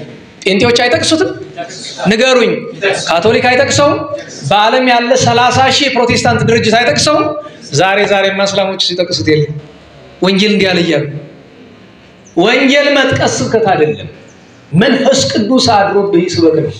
እዚህ ላይ ሊቀ ሊቃውንት አለቃ እያሉ ታምሩን ጠቅሳቸዋልና የስብከት ዘዴ ይስጡ ሲባሉ መልሳቸው ምን ነበረ? ስብከት ዘዴ የለው፣ መንፈስ ቅዱስ አድሮብህ ይናገራል እንጂ ዘዴ የለው። ትማራለህ፣ ከተማርክ በኋላ መንፈስ ቅዱስ መሳሪያ እንዲያደርግህ ትለምነዋለህ። ይሄ ነገር በዚህ ዘመን እንዴት ነው እናንተ ታውቁ። ሐቁ ግን ይሄ ነው። ቅዱስ ዮሐንስ ይደሎ ላለው እኮ ይገባዋል። ምስጢረ ሥላሴ ለመናገር ይገባዋል። አብ ሲመሰክር መንፈስ ቅዱስ በአምሳለ ርግብ ሲወርድ መድኃኒታችን በትሕትና ሲቆም ፈለገ ዮርዳኖስ ሲፈላ ሲንተከተክ ሲሸሽ ያንን ግርማ በአይኑ አይቷል። እና ምን አለ? ወበዘሪነ ሰማይ ተንከውን መጥምቁ ዮሐንስ ያየውን ነገር መስክሯል። አመሰካከሩ እንዴት ነው ከተባለ ነው አበጉ ለእግዚአብሔር ዛአትት ወያሴስል ኃጢአት ዓለም የዓለምን ኃጢአት ይቅር የሚል እነሆ መስዋዕት በገአ መድኃኒት በገአ ፋሲካ ይሄው ብሎ ዳረገ ለደቀ መዛሙርቱ መሰከረ። ይሄ አይደል ምስክርነት? እንዴት ዋላችሁ? የቅዱስ ዮሐንስን ምስክርነት ግን አንድ ነገር እንጨምር። ቅዱስ ዮሐንስ አስተምሮ መጨረሻው ምንድነው? እስራት በሉ እስቲ ተናገሩ። ከእስራት በኋላስ ሞት። ዝም ብሎ ሞት አይደለም። ምን ሆኖ ነው የሞተ? አንገቱን ተቆርጦ። ለምን አንገቱን ተቆረጠ ይመስልሃል? ስብከት እንዲህ ናት። ሰባኪ መሆን ከፈለክ መጥምቁ ዮሐንስን መምሰል ግድ። አዎ በአንድ ጀምበር አይደለም፣ ዛሬ መጀመር አለበት። አዎ ያየውን የተማረውን ሳይሰቀቅ ትንሽ ትልቅ አማኔ የሆነ ነገር ሲያጠፋ ለምሳሌ ሰባኪን ያስተማሪ ነው ይተልና እዚህ አንድ ድሃ ሲያጠፋ ኖሩ እኮ ለምን ደስ ታደርጋለህ ትላለህ? ሀብታም የሆነ እንደሆነስ የቤተክርስቲያኑ ዘበኛ ሲያጠፋ ትቆጣዋለህ? አስተዳዳሪ የሆነ እንደሆነስ? ሰበካ ጉባኤ ገባንና ቅጣት አወጣን። ይሄንን ያጠፋ ካህን ዲያቆን ይቀጣል ብለን አወጣን። ሲቀጣ ቆየና አለቃው አጠፋ። ፍተት ምን ፍተት ትላላችሁ? ይቀጡ እንጂ። በአጋጣሚ ደግሞ ፐርሰንት የሚያስቀጣ ነው። 10% ከደሞዛቸው ጸሐፊ ነኝ ግጥም አድርጌ ጽፌ እቆርጣለሁ። የሚገርማችሁ ነገር መተው ቃለ ጉባኤውን ቀደዱት ከጀሉ ደግሜ ለመጻፍ ደግሜ 10 ጊዜ ቢቀርስ 10 ጊዜ ጽፈዋለሁ። ሐላዚያው ላይ ቆሜ ይኸውላችሁ እኒህ ሰውዬ ካልተቀጡ እስካሁን ድረስ ለዓመት ያክል የቀጣናቸው ካህናት በሙሉ ገንዘባቸውን መልሰዋል። እንዴ ተርታ የምንኖር አገልጋይ ቀጥተን ለምን ለናዋላችሁ? ግን እየተናገርኩ ያለሁት ነገር ለራሴ ጥሩ ነገር እየተናገርኩ ነው መሰል አይደለም? በጣም ነው እኮ ለናዋላችሁ ከኔ አንግል ያለው ነው አሁን ነው ይዞርልኝ። በነገራችሁ ላይ 2-3 ጊዜ ስለ እኔን መልካም አስመስሎ የሚያሳይ ነገር አድርጌ ጠቀስኩት። መድኃኒዓለም ይቅር ይበለኝ። ስንት ነው የሚጠቀስ ይያለ እንዴት ይሄ እንዲያለው ትምህርት ይሆን እንደሆነ ብዬ ብዙ ጊዜ እኔ አንዳንድ እንደ ስጦታ ከተቆጠረ ብዙ ጊዜ ትምህርቴ በሚያጋጥመኝ ነገር ላይ ስለሆነ ነው። ምንም ነገር ቢያጋጥመኝ አስተምርበታለሁ። ልክ በቀደም ላስተምር ሲሄድ ደወለልኝና አስተባባሪው እንዴት አደርክ አለ። እግዚአብሔር ይመስገን አልኩት። አለ ምንድነው እንደንሳ የምትለኝ? ገብቶኛል እኮ ምን እንደፈለገ እዛው ላይ ሊሄድ ሳስተምር እዛው ላይ ትምህርት ከጀመርኩ በኋላ አንተ ምንድነው ቀደም በስልክ ያልከኝ? ምንድነው? ተሳስቼ ነው። ልማድ አራዳ ስለሚውል ለስራ ልማድ ለሰላም ተሙል ይባላል። መንገድ ሳይገ ምንድነው? ምንም ነገር ቢያጋጥም ያስተምርበታል። ታዲያ አንዳንዱ ሰው ሊያማክረኝ ይመጣና አደራ እንዳያስተምሩበት ግን ምንድነው ማለት ቀጥ ብለው ጣልኛው ምስጢራችሁ ወጥቶባችሁ ያውቃል? አውቆባችሁ ያውቃል? ይሄ ሁሉ በየቀኑ የሚያጋጥመኝ ነገር ስናገር የአሜሪካውን አውሮፓ፣ የአውሮፓውን አዲስ አበባ፣ የአዲስ አበባውን ጎንደር እያደረኩ እየቀያየርኩ ሴቱን ወንዱን ሴት እያስመስልኩ ምናምን እናገር ለምን ቢባል ከዚህ ዘመን ጥንካሬና ከዚህ ዘመን ድካም በላይ ትምህርት አይኖርም። ለምን አብረው ስለሚኖር የድሮ ቅዱሳንን ስንጠቅስማ እንደ ብረት እንደተለየ ፍጥረት እየቆጠርናቸው እየሄድን መሰለኝ። እና መጥምቁ ቅዱስ ዮሐንስን ያየነውን እንመሰክራለን ብሎ ሲናገር ወዘሪነ ሰማዕተ ነከቡን ብሎ ሲል ቅዱስ ዮሐንስ መጥምቁ ከፈጣሪው ካየው በቀር ሌላ ነገር አይናገርም። ስህተት ሲያይ ተናገረ፣ ታሰረ፣ አንገቱን ተቆረጠ። ይሄው ለዘላለም ከሴቶች ከተወለዱት የሚበልጥ የለም ተብሎ በፈጣሪ አንደበት ከመመስገን ደረሰ። እግዚአብሔር በረከቱን ያሳድርልን። ሌላኛው መድኃኒታችን ወበዘሪነ ሲል መድኃኒታችን ኢየሱስ ክርስቶስ ስለ ስጋ እንግድነት ነው እንጂ ጌታ ያየነውን እንመሰክራለሁ ብሎ ጌታ አይቼ መሰክራለሁ አይደለም። አይቼ መሰክራለሁ የሚል ፍጡር ነው። ለምን ፈጣሪ ማይመረባት ጌታችን ስለ ስጋ እንግድነት ስለ ተዋህዶ ስጋን ስለማክበር ቅድመ ዓለም የነበረው በማይከል ዓለም ያለው ዓለም አልፎ የሚደረገውን በሙሉ በተዋህዶ የተዋህዶ ስጋ ያውቃልና ስጋ ከተዋህዶ በኋላ አዋቂ ሆኗልና ስለዚህ ነገር ያየነውን እንመሰክራለን። አብነት ለመሆን ነው ጌታችን። የመጀመሪያ ጥሬ ዘር ልንገራችሁ። አንድ ሰው መናገር ያለበት በምስክርነት ደረጃ የሚጠራው መቼም ቢሆን ምን ካለ ብቻ ነው? ካየ ብቻ ነው። ያየነውን እንመሰክራለን ብሎ ጌታችን ሲናገር ከዚያ ቀጥሎ የተናገረው ነገር ግን ያስፈራል። እሱ ምንድነው? ወስመ አነስ ተአብዩነ ነሲአ ምስክርነታችንን ግን አትቀበሉም። ዮሐንስ መጥምቁ መሰከረ፣ አልተቀበሉም። ባለቤቱ እግዚአብሔር ወልድ መድኃኒታችን ኢየሱስ ክርስቶስ መሰከረ፣ የተቀበለው ጥቂት ብቻ ነው፣ አልተገኘም። ይህንን ካልን ዘንድ ወደ ቅዱስ ቶማስ እንምጣ። ዛሬ ቅዱስ ቶማስ ዓመታዊ በዓሉ ነው።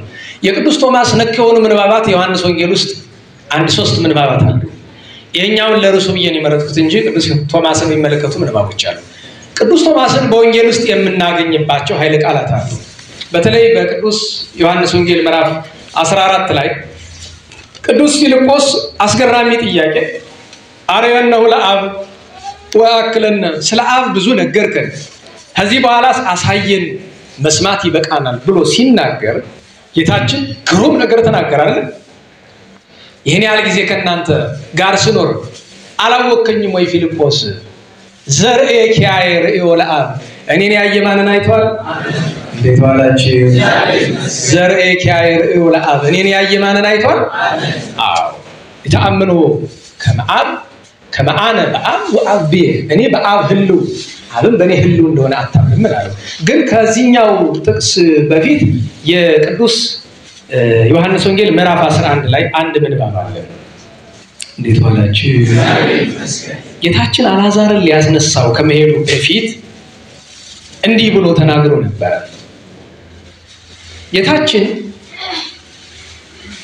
ኑ ወደ ይሁዳ ሀገር ደግሞ እንሂድ አላቸው። ደቀ መዛሙርቱ ዮሐንስ ወንጌል ምዕራፍ 11 ቁጥር 7 ጀምሮ ማለት ነው። መምህር ሆይ አይሁድ ሊወግሩ ይሹ አልነበረም? ዛሬ ደግሞ አንተ ወደዚያ ልትሄድ ትሻለህን አሉት። ጌታችን ኢየሱስ መልሶ እንዲህ አላቸው፣ ቀኑ 12 ሰዓት አይደለም? በቀን የሚሄድ አይሰናከልም፣ የዚህን ዓለም ብርሃን ያያልና፣ በሌሊት የሚሄድ ግን ይሰነካከላል፣ በውስጡ የሚያየው ብርሃን የለምና። ይህንንም ለደቀ መዛሙርቱ ነገራቸው። ከዚህም በኋላ ወዳጃችን አልዓዛር ተኝቷል፣ ነገር ግን ላነቃው ሄዳለሁ አላቸው። ደቀ መዛሙርቱ አቤቱ ከተኛስ ይነቃል ይድናልም አሉት። ጌታችን ኢየሱስም ስለሞቱ ተናገረ።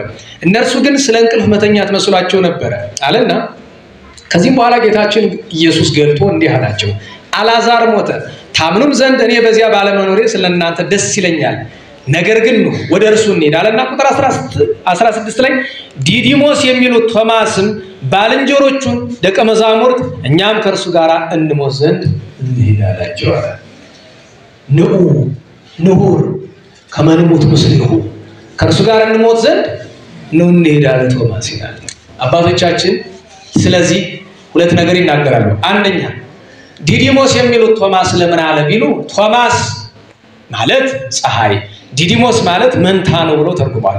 ሌላም ትርጉም አለው ዲዲሞስ፣ ግን በዓለም አቀፍ ደረጃ የሚያገባባው ዲዲሞስን መንታ፣ ቶማስን ፀሐይ፣ ቶማስስ ካለው ስቀርታ ማለት ነው ብለው ተርጉመዋል።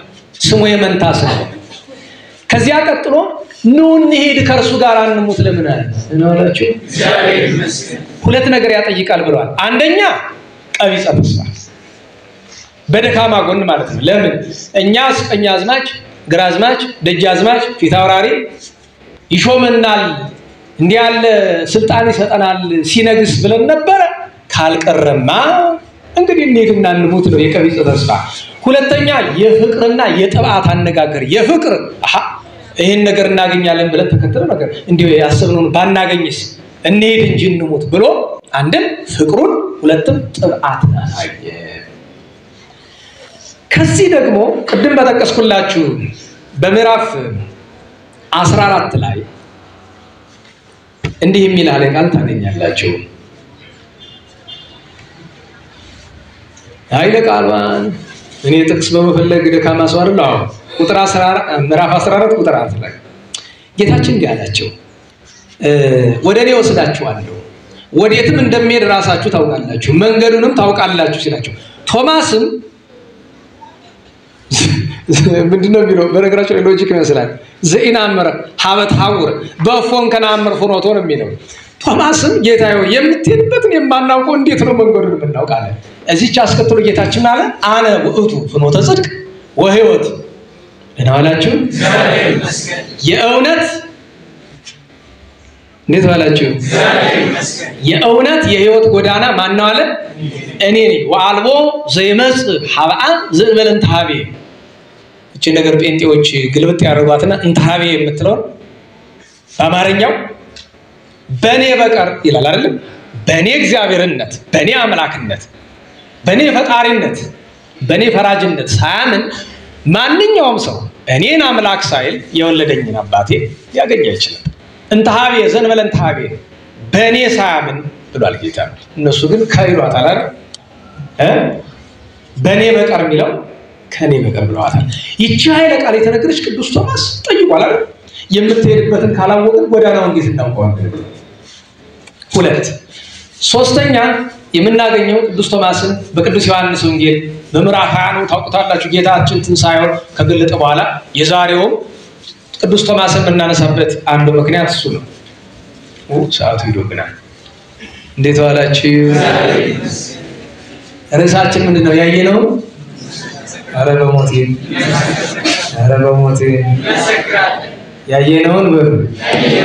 ያየነውን እንመሰክራለን። ጌታችን በተነሳ ጊዜ ባጭር ታሪኩን ታውቁታላችሁ። ሌሎቹ ደቀ መዛሙርትን ሳይሆን ሲያዩ ያላየ ማን ነው? ንገሩኝ። ምንድን ያለ ቅዱስ ቶማስ ከመጣ በኋላ ርኢናሁ ለእግዚእነ አሉት። ጌታ ተነስቶ አየ ነው አሉት። ምን አለ? እመ ኢርኢኩ እደዊሁ ወገሪሁ እጁን እግሩን ችንካር ያለበትን ጎኑን ካላየው ምን አልልም አላምንም ማለት። እንዲህ በማድረጉ ተወቀሰ ተመሰገነ? ንባላችሁ መጀመሪያ ተወቀሰ ኋላ ተመሰገነ። ቶማስ ሆይ ደግ አደረክ ይላሉ አንዳንድ ሊቃውንት። እንኳንም ተጠራጠርክ። ጥርጥሩ አይደለም የተመሰገነ ግን ምንድነው ያለ? እመ ኢርኢኩ ካላየው ማለት። ካላየው ያለበትን ምክንያት አበው ሲተረጉሙ ምን ይላሉ? አንደኛ ከሰዱቃውያን ወገን ጥቂት ነገር ስለነበረበት የዚያች ርሾ አልጠፋለት ብላ እንዴት ከሞተ በኋላ ይነሳል ብሎ ይሄም ያስነቅፍ ነው፣ ሰዱቃዊነት ነው አንድ ትርጓሜ። ሁለተኛ ቅዱሳን ሐዋርያት ሲያስተምሩ ምን እያሉ ነው? ርኢናሁ አየነው፣ ወገሰስና ወዳሰስነው፣ በላይነው ወሰተነ ምስሌው፣ ከተነሳ በኋላ አብረን በላን ጠጣን አየን እያሉ ነው። ቅዱስ ቶማስ ሰም በነገራችሁ ላይ ቅዱስ ጳውሎስ ለገላትያ ሰው ሲጽፍላቸው ሐዋርያትን የሚታገል እስኪመስል ድረስ አንዳንድ ኃይለ ቃል ተጠቅሟል አይደል? ለምን? እሱ እኮ ሐዋርያ አይደለም፣ ጌታን አላየው ወዴት አውቆት እያሉ ቢጽ ሐሳብን ፍዳውን አበሉት። ቶማስ የፈራ ነው ወይም ደግሞ በጊዜው ያንን ላይረዳው ይችላል። ግን መንፈስ ቅዱስ ያናገረው ለዚያ ነው። ካላየው አላምንም ማለት አንድም ተነቀፈበት አንድም ተመሰገነበት። ስለዚህ የተነቀፈበት ሰዱቃዊነት የተመሰገነለት ነገ አይቻለው ብሎ ለመመስከር እንዲሆን። ሶስተኛው ግን ለኛ ነው የጠቀመን ምንድነው? ሁለት ነገር ስላስገኘልን። አንደኛ ጌታችን መጥቶ ምን አለ? ልክ ሲያየው አንጽ አጽዋይተ ከዚህ ጣትን አምጣ ወኔን ዳስ እጄን እይ ብሏል። ያን ሲለው ቅዱስ ቶማስ እጁን ሲሰድ ተቃጠለ አይደለም? ምን አለ? እግዚኦ አምላኬ። በዚህ ዘመን እስላም ወንድሞቻችን ክርስቶስን እኮ አምላክ አምላክ አምላክ እያለ ጳውሎስን ያገነነው ነው። ተስባት ጳውሎስን ያገነነው ወንጌል ላይ እኮ አምላክ የሚል የለም። እኔ አምላክ እያለ ኧረ ተው ግዴላችሁ፣ ኧረ ተው ግዴላችሁ ማት ነው ያለ። ግን ምንድነው የሚሉ? አይ ጥሬ ቃል ነው የምንፈልግ አይደለም እንደ ፕሮቴስታንት ማርያም ታማልዳለች ምን ጥሬ ቃል ነው የምንፈልግ እንደሚሉት ማለት ነው። ኧረ ተው ግዴላችሁ ማለት ወዴት? ይሄው ቅዱስ ቶማስ ምን አለ? እግዚኦ አምላኬ ጌታዬ ፈጣሪ አምላኬ ብሏል። ጌታ ምንድነው ያለው? ስመሬከን አመንከኒ፣ ስላየኝ ምን አልካለ? አመንክ። ንጹሐንስ እለንዘ ይሬኡን ያምኑኒ። ስለዚህ ትምህርቱ ሁለት ነው እኮ ያገኘነው ጥቅም። አላምንም ብሎ በመጠራጠሩ እኛ ተጠቀምነ ሁለት ነገር።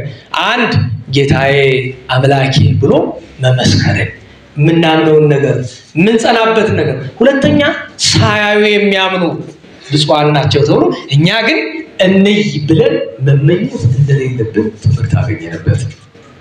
ታዲያ ወበዘሬነ ሰማዕታተ ከውን ለፈጣሪያችን ከዚያ ለመጥምቁ ዮሐንስ ከዚያ ለቅዱሳን ሐዋርያት እንደተጠቀሰና ቅዱስ ቶማስን ጨምሮ ሐዋርያት በሙሉ በመላው ዓለም ሲሄዱ ሲያስተምሩ እግዚአብሔር አምላክ ከሰማያት ወርዶ በእመቤታችን በድንግል ማርያም ከድንግል ማርያም በሕቱም ድንግልና ተጸንሶ በሕቱም ድንግልና ተወልዶ ተሰዶ አድጎ አስተምሮ ተጠምቆ አስተምሮ መከራ ተቀብሎ ሞቶ ተነሳ አረገ ሲሉ ምን ምስክር አላችሁ ሲሏቸው እኛ ነን ምስክር ያየን የሰማን እኛ ነን ብሎ እንደመመስከር ቅዱስ ቶማስ ስላለ ነው። ዋናው ጉዳያችን ግን የርዕሱ ማጠቃለያ የሚሆነው ቅዱስ ቶማስ እንዲህ ባጭር ጠቀስ ካደረግነው ዘንድ ታሪኩን ትንሽ እናመጣላችኋለን። ለኛ ግን ሁለት ነገር፣ አንደኛ በሐሰት አንመስክር። በዚህ ዘመን ፍርድ ቤት ካለ ሐሰት ምስክር በእርግጠኝነት እንመላችሁ 95% ኦርቶዶክስን የሚል ነው። በሐሰት አንመስክር። ካላየን መልሱ ምንድነው? እንዴት ዋላችሁ? ካላየን መልሱ ምንድነው? አላየን። በዚያውም ላይ ደግሞ ማየት ሲባል ደግሞ በዚህ ዘመን ብዙ ሰው አንዳንዱ በህልሙ ብዙ ሲቃሽ ያድራል። በህልም የእመቤቴን አየኋት ይላል። አላየሃትም። በሞት የባካ አላየሃትም፣ አላየሻትም። ጨርሶ ውሸት ነው። አላየቻትም። ዝትነ ማርያምን በህልሙ የሚያይ ሰው እዚህ ውስጥ የለም። የሆነች ቀይ ሰው አይታል፣ የሆነ ቀይ ሰው ብላ አውራ። ኪዳነ ምሕረትን አየኋት ማለት ተው ነውር ነው። ወላጆቻችሁን ምከሯቸው፣ ጸያፍ ነው። ይሄም ትልቅ ድንቁርና ነው። እንዴ ልባተን ጋር ለስተንቆራፋ ያደረች እመቤታችን አየኋት ትላለች እንዴ? የበቁ ቅዱሳን እመቤታችን ለማየት አይቻላችሁ። እንኳን እኔ እናንተ ተራዎቹ አይቻልም። ሱን ያላየነውን ነገር አየና እንበል። የሰይጣን ምታት ያየና ቀይ ሴት ካየ ምንድነው? በቃ ለምሳሌ በህልም እኔን ካየኝ ቀይ ሰው አየሁ ወይ በስሜ ጠርተህ እሱን አየሁት በል እንጂ ሚካኤል ነው ትላለህ ቀይ ሰው ስላየህ? ኧረ በሞት የተው ጸላይ ሰናት የተጫወተብህ ሚካኤል አትበለኝ። ነው አይደለም? አንዳንዶቹ ደግሞ ሲለይላቸው ኧረ በግሃድ ይላል። ግን አንዱነት እንዳትረሱ። ይሄ ጸጋ ያላቸው ሰዎች የሉም ግን አይደለም። እኔም አውቃቸዋለሁ። ደግሞ ጨርሶ የለም አይደለም አሉ። ግን መኖራቸው ምን እንደሚታወቀው ሰው እንደሚያዩ ያውቅላቸው አይፈልጉም። ሰው እንደሚያይ ያውቅለት የሚፈልግማ አልኳቸው። ለምሳሌ እዚህ በፊት ነገራቸዋለሁ። የማልወደው ነገር እኔ እመቤታችን ስትገለጽ ተቀረጸ ምናምን የሚባል ቪዲዮ ላይ ማየት አልወድም። ይቅርታ አድርጉልኝ። እዚህ ኤርትራም ላይ ተቀረጸ የተባለውንም ግብጽ የተባለውንም እኔ አይገባኝም። አንደኛ መንፈሳዊ ነገር አሁን ይሄ ካሜራ እየቀረጸኝ ነው አይደል? ይታያል ነው አይደል? ከገጠር የመጣ ሰው ነው ታያል። ሶስት ግን አሁን እግዝእትነ ማርያም ላቲ ስብሐት ክብር ምስጋና ለእርሱ ይሁንና ይሄ ቀርጻታ እንዴት ብሎ አንዳንዱ ሰው የትውልዱን ልብ ለማጽናት የትውልዱን ልብ ማጽናት ማየታችን የምትፈልግ ግብጽ ብቻ ነው። ኢትዮጵያ ውስጥ አይፈልግም፣ አውሮፓ ውስጥ አይፈልግም። እኔ አይገባኝም። ይቅርታ ነው አልታየችም ብዬ ለመንቀፍ አይደለም። ታይታ ሊሆን ይችላል። አልነበርኩም፣ አላየሁም። ያላየሁትን ነገር ለመሰክር አልችልም። የተቀረጸ ነገር ግን እመቤታችን በተቀረጸ ቪዲዮ ውስጥ አየኋት ግን አይደለም። እዚህም አሁንም ጦጦ አካባቢ ነው ምናምን የሆነ ነገር ቀርጸው አመጡ። ይቅርታ አድርጉልኝ። እመቤታችን ስትገለጽ እንዴት እንደሆነ ደግሞ የሚያውቅ ስለሚያውቅ እንደዚህ ያለ ነገር የሆነ የብርሃን እንቅስቃሴ እየቀረጹ እመቤታችንን አየኋት። እኔ ይቅርታ አድርጉልኝ። ትንሽ ትልቅ ድፍረትም ይመስለኛል። ይሄ ቅር የሚያሰኘው ሰው ካለ የራሱ ጉዳይ። እመቤታችን ለወዳጆቿ አትገለጥም ነው? ትገለጣለች። ነገር ግን እመቤታችን የምትገለጥላቸው ሰዎች ስለ ፍቅሯ ሁሉን ነገር ቅዱስ ጴጥሮስ ተናግሮ የለ ሁሉን ትተን ተከተልን። የቅዱስ ማቴዎስ ወንጌል 19:27 ሁሉን ትቶ ለፍቅሯ ላልተገዛ ሰው እመቤታችን አትሳይ። ስለዚህ ያላየኸውን አየሁ አትበል። እኔ በሞቴ እንኳን እመቤታችን እናንተንም በስርዓት አይቻችሁ አላውቅም። እንዴት ብዬ አታስታውሱም? የአብይ ጾም ስለ ትሕትና ለማስተማር የነበረኝን ጭንቅ የታውቀዋለሁ። ትሕትና ስለትሕትና ማስተማራችሁ ግድ ሆኖብኝ ነው እንጂ ትሕትናን የማያውቅ ሰው እንዴት እመቤታችንን አየኋት ብሎ ሊሆን ይችላል? ስለ ትዕግስት አስተምራችሁ የነበረኝን ጭንቀት አታስታውሱም? ምክንያቱም ትዕግስት የሚባል ነገር አላውቅም። እኔ ስለ ፍቅር ሳስተምራችሁ ነግራችኋለሁ አይደል? ፍቅር የሚባል እኮ ፍቅር ምን እንደሆነ አላውቅም። እንዴት ብዬ ታዲያ እመቤታችን ማየት የምችል እናንተ እንዴት ብላችሁ ማየት የምችል? እና ይሄ ትዕቢት ይሆንብናል። ሀብቱ የሰጣቸው ግን አሉ፣ የማይታበል ሐቀኞች ግን አሉ። እግዚአብሔር ከመከራው ይሰውራቸው። ከአቅመ ርዕይ የደረሰ ሰው ከማየት ጸጋ የደረሰ ሰው መከረኛ ነው፣ በጣም ስቃይኛ ነው። ለምሳሌ አንድ ምስክርነት አንድ ሰው ማውቀዋል። በስመ አብ እንደውም አንድ ቀን መጥቶ ነግሬያቸዋለሁ። እንዲህ ያለ ጸጋ ትመኛለህ አንተ? ምን አደረኩ? ምን ሊያደርግልኝ? ፈጣሪ አንዲት ናት ምኞቴ፣ ኃጢአቴን ይቅር ይበለኝ፣ ከዛ በላይ የለም። በቃ በደሌን ይተውልኝ፣ ከርስቱ ወራሾች አንዱ ያደርገኝ እንጂ ለምን እንደዚህ ተሰከኩል ስለ አንተን እያየሁ አልመኘውም።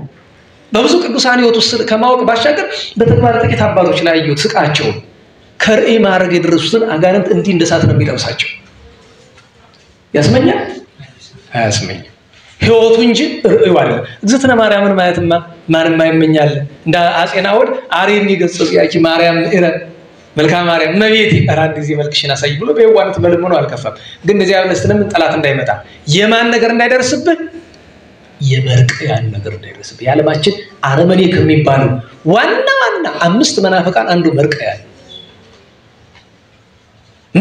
አረመኔ ክፉ ለመጀመሪያው ጊዜ የተሳሳተበት ምክንያት ጸላይ ሰናት እመቤታችን መስሎ ታይቶታል ነው የሚባል። እመቤታችን ሰውራቱ ጸላይ ሰናት በቃ ምን እንዳስተማረው ታውቃላችሁ? ያን ጸያፍ ነገር እሷን መስሎ ነው ያስተማረው። ምክንያቱም ሰይጣን ራሱን እንደፈለገው ሆኖ ስለሚቀይር። ዛሬ ሴትዮ አለች አይደል? አዲስ አበባ አለች 60 ዓመት ነግሻለሁ ምናምን የምትለው ሴትዮ እንዴት ዋላችሁ? ቤተክርስቲያንን ባፍጢሟ ለመድፋት የምትሮጥ ሴትዮ አለች አይደል? አናገረችኝ የምትለው አሁን እመቤታችን ናት። የእሷን አይደለም ጋኔን ነው የሚነጋገራት። ይሄ እንዴት አወቅህ ብትሉ እሱን ተውት፣ በሚታወቀው ይታወቃል። እዚህ ዝርዝር ውስጥ ልንገባ አንችልም። ስለዚህ ባላየነው ነገር አየን አንበል። ብናይ እንኳን አይ እንደዚያ ባይታዊ ቅዱስ ገብርኤል ነኝ ሲለው ምንድነው ያለ? አይ ገብርኤልን ያክል መልአክ ወደ እኔ አይመጣም። ምን አላተው ጎኑ በአት ወዳለ ደግሷል ወደሱ ይሆናል ብሎ እንዳለ በቃ ቅዱሳን ጌታ እንኳን ሲገለጥላቸው ጌታን እስከ መመርመር ደርሰዋል እኮ አይደለም? አቡነ ኪሮስ ከማስገባታቸው በፊት ጌታን ብዙ መርምረውታል። ብዙ እንጂ አሁን ለምሳሌ ከእጅ ላይ የሆነ ምልክት ስላየ ብቻ ጌታ ነው ለቤት ታስገባለህ? አይ ጥንቃቄ ያስፈልጋል። ለሁሉም ዋናው ትልቁ ነገር ምንድነው? ያየነውን ነገር እንኳን ምን እንደሆነ መመርመር ያስፈልጋል። ያየነውን መሰከራለን ስንል ሌላ አጭር ማጠቃለያ የምነግራችሁ ዘመናችን በጣም ስለከፋ ባይናየው ይበለን ሰባኪው ማንም ሰው የሚነገረንን ነገር ሁለት ሶስት በጭንቅላታችን እንፈጽናል ከጸሎት ጋር። ለምን መልካም ሆኖ አይምራችን ቀሊል ሆኖ አይረባም ብሎ እንዳይጥለው፣ የሰማነው ያየነው ነገር መልካም ሆኖ እንዳንጥለው፣ ክፉ ነው እንዳናስገባው እንመርምር አደራ እላለሁ። ታዲያ ባጭሩ ስለ ቅዱስ ቶማስ ምን ትነግረናል ብትሉ፣ ቅዱስ ቶማስ 3 ዓመት ከ3 ወር ተምሮ የጌታችን ትንሣኤ ተመልክቶ እጁ ተባርካ ዛሬ ድረስ በሕይወት አለች ህንድ ውስጥ መንፈስ ቅዱስን ተቀብሎ የጌታን እርገት ካየ በኋላ ሀገረ ስብከት ሲጣጣሉ የምስራቁ ዓለም ሐዋርያ ይባላል። ህንድን የደረሰችው ከአቴና ጀምሮ እስከ ህንድ ድረስ እስከ ቻይና። ዛሬ ቻይና ክርስትና ጥቂት ነው ያለ ሲባል ሊገርማችሁ ይችላል። ጠፍቶ ዓለም ላይ በሙሉ ክርስትናን ቅዱሳን ሐዋርያት አዳርሰዋል። እና የቅዱስ ሰው ሲሄድ ብዙ ነገር ደርሶበታል። ከሁሉ ግፉ በጣም የከበደው ብዙ ነገር ደርሶበታል። ከሁሉ በአርኪ አባርከ ስሉስ ሰላም ለቶማስን ተደለው ይግስሶ ለርጉዝ በግ ለተንሳደቂ ሶ ብሎ ቅድም የነገርኳችሁ ታሪክ ነው። እሱ ለአንቆሙ ታንሰብ ወነፍሰዱ ያለፈውሶ አንፎ ሰው ወስተቁል ወነገደ መርሶ አምሳለ ጽፍነትን ዘይቁ ጸውር ማይሶ። ቅዱስ ቶማስ በመንገድ ሲሄድ ሁሉ ጊዜ ምን ተሸክሞ ነው የሚሄድ? ስልቻም ይመስላል። ለናውላችሁ ስልቻው ምን ይመስላችኋል? የገዛ ቆዳው ማን ያስገፍፈው? ሉኪዮስ። ለምን ቢሉ ምን ሙያ አለህ አለ። ቤተ መንግስት እሰራለሁ፣ መንበር እጠርባለሁ፣ ሞፈር እጠርባለሁ፣ መድኃኒት እሰራለሁ፣ ባለሙያ ነኝ አለ። በሌን ሁሉ ስራ ላይ ብሎት ሄደ። ተመልሶ ይመጣ ሚስቱን ጨምሮ ጠቅላላ ቤተ መንግስቱን ሰው ይዞ አሳምኖ ጠብቀው በዚህ ተመሳጭቶ በአራት ችካል ቸክሎ እጅና እግሩን ወጥሮ ቆዳውን ገፎ የተገፈፈውን ቆዳ እንደገና እንደ ስልቻ አሰፍቶ እዚያ ውስጥ አሸዋ ሞልቶ አሸክሞ ከኋላው ጨውና መጻጻ እየቀባ ሰደደው አይደል? ከስቃዩ ብዛት እየተከተሉ ስለ ጨው ሲሉ በጎቹ ስጋውን ግጦ በሉት አይደል? በዚያ ለቅኔ ቤት ኩሉ ያኪን ዘያኪ ዘመኑ አባጊው ለቶማስ ማራዊ ተኮኑ ያለ አንድ ባለቅኔ። አዎ ዘመን ሲከፋው ሁሉም ይከፋል። የቶማስ በጎች አውሬ ሆኑ ተብሎ እንዲያድርጎ ግፍ ተቀብሏል። ኋላ ይሄንን ማንታይ ነበር? ቅድስት አርሶንያ የንጉሱ ሚስት የሉኪዮስ ሚስት ከመስኮት ወደቀች፣ ሞተች። ሲያለቅስ ፊልሱ ሉኪዮስ ቅዱስ ቶማስ እንደዚያ ስጋው ተዘልዝሎ ቆዳው ተገፎ ደሙ እየተንጠፈጠፈ አይዞ አትዘን ሚስት ትነሳለች አለ። ጌታችን ቅዱስ ቶማስን አጽናንቶ አዲስ ቆዳ ሰጠው። ያ የተገፈፈውን ግን ወስዶ ያንን ጣል አድርጎ ምን አለ? ተንሲ አርሶንያ ተነሽ አላት። አፈፍ ብላ ተነስታ ድፍት ብላ ሰገደች። እሷን አብነት አድርጎ ሉኪዮስ ህዝቡ ሁሉ ሰገዱ፣ አሳመናቸው። በሌላም ስፍራ ቅዱስ ቶማስ በአመት 9 ዓመት በዓላት አሉት።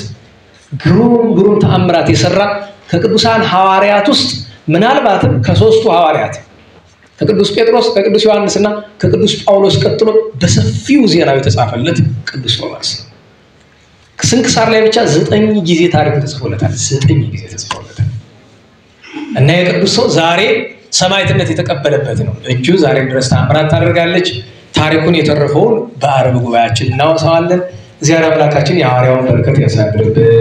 ዛሬ አቡነ ሀብተ ማርያም ጻድቁ አባታችን ወበዘሪነ ሰማዕተ ንከውን ነው ያየነውን መሰክራለን። አቡነ ሀብተ ማርያም ማን ናቸው ቢሉ ራእይ ህዋአት ብላለች አይደል? ቅድስት ሊያ በዘመናቸው የነበረች ቅድስት አቡነ ሀብተ ማርያም ማን ትሉታላችሁ አላት። አባ ኢያሱ ዘገዳ መጀር ምን አላቸው? እኛማ ራእይ ህዋአት ንጻሬ ምስጢራት ከሰባቱ ሰማያት የሚደርስ ስላሴን በአይኑ የሚያይ ብለን እንለዋለን አለች። ተጠራጥሮ ነበረ፣ ተግሳጽ አገኘው አባታችን አባ ኢያሱ። እና አቡነ ሀብተ ማርያም ያየውን ነገር ሲናገር በዓለም ያሉ ቅዱሳን መጥተው ምስጢር ይጠይቁት ነበር። እና ከዚህ ማዕረግ እንዴት ደረሰ ብሎ ሲጠራጠሩ መንፈስ ቅዱስ ምን ይለዋል? ቅዱስ ሚካኤል መጥቶ ምስጢራቸውን ንገራቸው ይለዋል። አንተ ድሮ እዚህ ቦታ በዚህ ሰዓት እንዲህ ያልሰራህ መቼም ስለነግጣል አይደል? ቅዱሳን እኮ ናቸው። ደግሞ አንዳንዶቹ ምን ይነግራቸዋል? የረሱትን ንስሐ ያልገቡበት ናት እንዴ ይሄንን እኮ ረስተዋል። አባ ኢያሱን ነግሮታል። ለምን ንስሐ አትገባም? አቡነ ሀብተ ማርያም በደብረ ሊባኖስ የተቀበረ ዛሬ ልደቱ ነው። እናቱ ቅድስት ዮስቴና ለመንን ብላ ገዳም ስትገባ አንድ ባይታዊ ቅዱስ አግኝቷ ተመለሽ ግድ የለም ለምን ስትለው ከማህፀንሽ እግዚአብሔር የጣፈጠ ፍሬ ይፈጥራልና ተመለሽ ግድ የለሽ ማለት ተመለሰች፣ ወለደች። አሁን ሀብተ ማርያም ከመነኑ በኋላ እሷም መንና እንደገና 7 አክሊል ወርዶላታል እንደ ልጇ 7 አክሊል ቅድስት ዮስቴና እናት አሁን ሀብተ ማርያም ልጅ ወርሰዋል። በረከታቸውን ያሳድርብን። ቅድስት አርሶንያ ዛሬ ረፍቷ ነው። አልፋውስ ዘካርያስ አቡነ ኢየሱስ ሞዓ ዘሐይቅ ወላዲ አይላፍ ቅዱሳን በ1210 ዓመተ ምህረት አካባቢ አይላፍ ቅዱሳንን የወለዱ አቡነ ኢየሱስ ሞዓ ዛሬ ልደታቸው ነው። አቡነ ሳሙኤል ዘወገብ ፍልሰታቸው፣ አቡነ አሞጽ በዚህ በሰሜን ኢትዮጵያ ገዳም ያላቸው ቅዱስ ሰው ዓመታዊ ዕረፍት በዓላቸው ነው። የሰባቱን ቅዱሳን እናውሳና ለጸሎት እንነሳለን። ዛሬ ስንት ነው? 26 በስንት ነው ተገናኝተን የነበረ? በ20 አይደል? በ21 እግዝእትነ ማርያም ደብረ ምጥማቅ የዚያን ቀን ዕርገት ነው። ጌታችን ስብሐተ ዕርገቱ ነበረ። ተምረናል መሰለኝ። አባ መርትያኖስ፣ አባ ቅዱስ አሞስ እና አሮን ሶርያዊ በ22 እነ ቅዱስ ዮሊ እነ ቅዱስ እንድራኒቆስ እነ ቅዱስ ያዕቆብ ምስራቃዊ በ23 ቅዱስ እንድራኒቆስ ቅዱስ ዮሊዮስ ቅዱስ አፍሮዲጡ ሐዋርያት ናቸው። እንደዚሁም ኢትዮጵያዊ ጻድቅ አቡነ ታዲዮስ የዞረሬው የጽላልሹ በ24 እግዝእትነ ማርያም ከልጇ ጋር ስደት ወጣ ግብጽ የገባችበት 5ቱ ቀናት የእመቤታችን የመገለጥ በዓላት ናቸው። ነብዩ ቅዱስ ዕንባቆም፣ ካህኑ ቅዱስ አብቁልታ፣ እናታችን ቅድስት ዮሐና በሲተ ኩዛ ከ36 ቅዱሳት አንስት ቅድስት ዮሐና ያዛን ቀን ዓመታዊ ዕረፍት በዓሏ ነው። አረጋዊ ዮሴፍን እናስባለን። በ25 ቅድስት ሰሎሜ፣ አባ ሄሮዳ፣ ቅዱስ ኮጦሎስ ሰማዕቱ ከሀገር እንዴናው የቅባ ሜሮን በዓል ነው እንትላለች ቤተክርስቲያን። ቅባ በለሳን ቅባ በለሶን ይባላል። አብትረ ዮሴፍ የዮሴፍ በትሮችን ጌታችን ተክሎ ያንን ያፈለቀበት መታሰቢያ ቀን ነው። የዛሬውን በዓል ተነጋግረናል። ነገ 27 ነው። ቸሩ መድኃኔዓለም ቅዱስ አልዓዛር ሐዋርያውና አባ ዮሐንስ ዘእስክንድርያ ያሉ በ28 ሊቁ ቅዱስ ኤጲፋንዮስ፣ ጻድቁ አቡነ መርቆሬዎስ፣ ገዳማዊት እናታችን ቅድስት ዓመተ ክርስቶስ፣ አባ ጌርሎስ እና 45 ደቀ መዛሙርቱ ሰማዕትን የተቀበሉበት ነው። በ29 ቅዱስ ስምዖን ዘደብረ አንጾኪያ ከተሳቱ ቅዱሳን አባ አፍጼ፣ አባ ጉባ ከጎንደር ዘመን ጻድቃን ጎንደር ተወልደው ያደጉት ጻድቅ አቡነ መዝራዕተ ክርስቶስ ዓመታዊ በዓላቸው ነው። በ30 ነብየ ልዑል ቅዱስ ዮሐንስ መጥምቁ ተረክቦተ ርሱ ሁለተኛው ተረክቦተ ርሱ ነው። ስንክሳር ባያወሳው ያን ቀን ሐዋርያው ቅዱስ ቆሮስ፣ አባ ሚካኤል ሊቀ ጳጳሳት፣ እናታችን ቅድስት አርዋ ተወዳጅ ታሪክ ያላት የድንግል መጀመሪያ ጋብቻ ነበራት፣ ግን በኋላ ለክብሯ ስትል እስከ መሞት የደረሰችው ቅድስት አርዋ ዓመታዊ በዓሏ ነው። እናታችን ቅድስት ዜና ማርያም እዚህ አዲስ ዘመን ገዳማን የምታውቁ ከሆነ ልደቷ ነው። ዓመታዊ ልደት በዓሏ ነው ቅድስት ዜና ማርያም። ሰኔ 1 ቀን ነብዩ ጻድቁ የእስራኤል ያዕቆብ ልጅ ቅዱስ ዮሴፍ እና ሚስቱ አስኔት ወይም አሰኔት ታሪኳ ግሩም ነው። በነገራችሁ ላይ እስቲ አንድ ቀን እንተርካለን። የሰው ብዙ ጊዜ ቅዱስ ዮሴፍ ተተርኮ የአስኔት ወይም የአሰኔት የኤፍሬም እና የምናሴ ራሱ ይተረካል። የሷ ግን ብዙ ጊዜ እና አስኔት ወይም አሰኔት ዓመታዊ በዓሏ ነው። ያን ቀን ሰማዕቱ ቅዱስ ለወንቴዎስ፣ ሰማዕቱ ቅዱስ ጲፋሞን ዓመታዊ በዓላቸው ነው። በሁለት ነብየ ልዑል ቅዱስ ዮሐንስ መጥምቁ እና ነብዩ ቅዱስ ኤልሳ ዓመታዊ በዓላቸው ነው። ያን ቀን ኢትዮጵያዊቷ ቅድስት እናታችን ዜና ድንግል ቅድም ዜና ማርያም ያልን አሁን ዜና ድንግል ነው። በ3 እናታችን ቅድስት ማርታ ከኃጢአት ተመልሳ በገድል በቅድስና ይኖረች። ቅዱስ ኮሪዮን፣ ቅዱስ ኤላሪዮን ሰማዕታት ናቸው። እንደዚሁም አባታችን ኢትዮጵያዊ ተጠምቀ መድኅን የጋሾላው ዓመታዊ መታሰቢያቸው ነው። በ4 የዛሬ ሳምንት ማለትም የነገ ረቡዕ ሳምንት ታላቁ ሰማዕት ቅዱስ ዮሐንስ ዘሐራቅሊ፣ ሌላኛው ቅዱስ ሰማዕት ሳኖሲ፣ እንደዚሁም በቤተክርስቲያን ታሪክ ሶፊያ ከሚባሉት አበይት 10 ቅዱሳት አንስት መካከል ከ3 ዋኖቹ አንዷ አንጌቤናዊት ቅድስት ሶፊያ ዓመታዊ የሰማዕትነት በዓሏ ነው። እግዚአብሔር አምላካችን ሁላችንም የዚያ ሰው ይበለን፣ የዚያ ሰው ይበለን። ከክፋት ከኃጢአት ከገሃነመ እሳት በቸርነቱ ይሰውረን። ለምስጋና እንነሳ።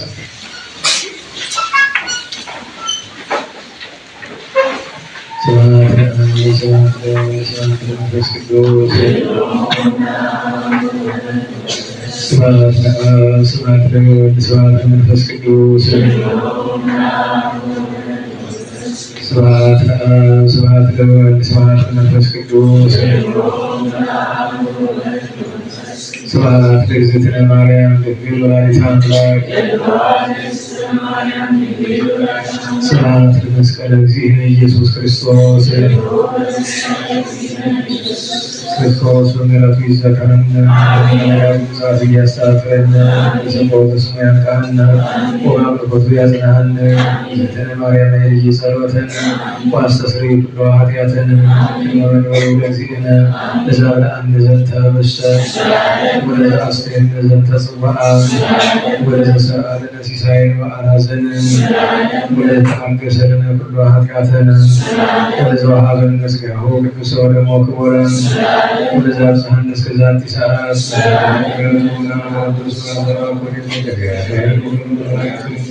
ወለመስቀሉ ክቡር የተአበቱ ስብሐት ለአብ ወወልድ ወመንፈስ ቅዱስ ይእዜኒ ወዘልፈኒ ወለዓለመ ዓለም አሜን። አውሎግሶን በይንተ አብ ወወልድ ወመንፈስ ቅዱስ አቀበት ለወጡ ወልቁለት ለወረዱ ጥቅል ለሰባቸው ለረብ ለተደባቸው ለረብ ለተራዱ ለዘከሩ ላዘከሩ እስመ እግዚአብሔር ስመ ማርያም ድንግል ስመ ቅዱሳን ለጠሩ እግዚአብሔር አስመ ቅዱሳን ይሰብልን። ጸሎተ እግዝእትነ ማርያም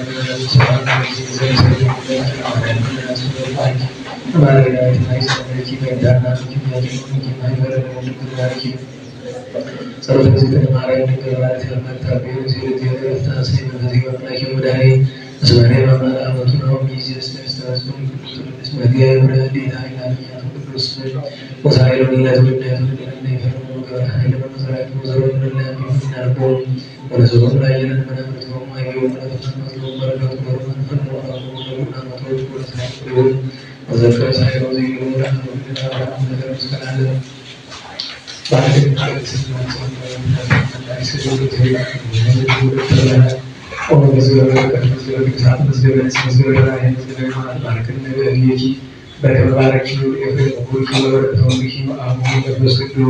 ስብሐት ለአብ ወወልድ ወመንፈስ ቅዱስ ለዓለሙ ዓለም። ሰላም ለአብ ዝክር ማለት በዚያሲ ማርያም ለባሲ ወለመንፈስ ቅዱስ ሰላማት ያታለን ደምሳሲ ኃይሌ የሥላሴ ጸሎት የሥላሴ በስመ ሥላሴ ለርቀት ከይሲ ለአህን የዳዊት ምሰሳይ በዓለ መዝሙር ሰደወቱ መቃታ ለቆኒ ነገር ወካሪ ሁሉ አምሳል ከነፍሰ በሁሉ እግዚአብሔር ብሎ ከሞት ንስሐ ማርያም ድንግል እንዘ ጸር ወእብል ማርያም ንጽሕት ድንግል ወላዲተ አምላክ ማይምን ሰዓሊተ ለወልደ ሰብ ሰዓሊ ለነ በክርስቶስ ወልድኪ ጸራተ ያተነሳ ለነ ቅድስት ጸሎተ ለማርያም ወስለታ ለነ ማተውላ ጸሎተ ለማርያም ወስለታ ለሕዝበ ክርስቲያን ነፍሳተ ሙታን በካህናት ደብረ መድኃኒት ወደብረ ገነት ወመንበረ መንግሥት ቤተክርስቲያን ከሰራ በሪት ኢትዮጵያ የቀበሉ እናቱላ ጸሎተ ለማርያም ወስለታ ለገብታ ማይማታ ይሁን ለሆንታ በጸሎተ ሾም ስለተሻወን ጾራን ለቅዱስ ኤፍሬም ለአባ ያዕቆብ ለአባ ጊዮርጊስ ለአባ ሳሙኤል ለቅዱስ ቴዎድሮስ ለያሬድ ማኅሌታዊ ለአባ ኪሮስ ለአባ መባጽዮን ለአቡነ ዘርዓ ያዕቆብ ለብፁዕ ገብረ ክርስቶስ ለቅዱስ ዮሐንስ አቡነ ለአባ ሲጌድ ለአባ ዮሐንስ ዘደማስቆ ለአባ ሳሙኤል ዘደብረ ቀድሞ ለቅዱስ ዮሐንስ ለንጉሥ ለቅዱስ ቄርሎስ አምደ ሃይማኖት ለአቡነ አብዩ ለአቡነ ሀብተ ማርያም ለንጹሐት አንስት ለክቡራን ሐዋርያት ለጻድቃን ሰማዕታት ለደናግል መነኮሳት የተለመነሽ ድንግል እመቤታችን እኛን ተለመኝን። ሰሪት ወለደና ሰግዶ ቅድስና እመቤታችን ጸጋውን ክብሩ እንዳይነሳለን እኝልን። አይምሮ ለቦኝ ፍቅርሽን መዓዛሽን በልቦናችን ሳይለን አሳድርልን። ቸር መድኃኒታችን ስርየተ ኃጢአት እንዲሰጠን ከመከራ ሥጋ ከመከራ ነፍስ እንዲሰውረን ዘመናችን ለንስሐ እንዲሰጠን የእመቤታችን ጣዕም በፍቅሯን የቅዱሳንን በረከት እንዲያሳድርብን የኦርቶዶክስ ነፍሳቸውን እንዲያዘልቅልን የአባ ገብረ ሥላሴ በአብርሃም በይስሐቅ በያዕቆብ አጠገብ እንዲያኖርልን አገሩን ደብሩን በሰላም እንዲጠብቅልን በመከራ ያሉ ወገኖቻችን በይቅርታው እንዲያስብልን ከጦመ ሐዋርያት ከባለ ጰራቅሊጦስ በቸር እንዲደምረን ሰላም በኋላ ቸርነቱ ሰላም እንዲያሳድረን ቅዱስ ስሙን ለቸርነቱ ብለን እንጥራ።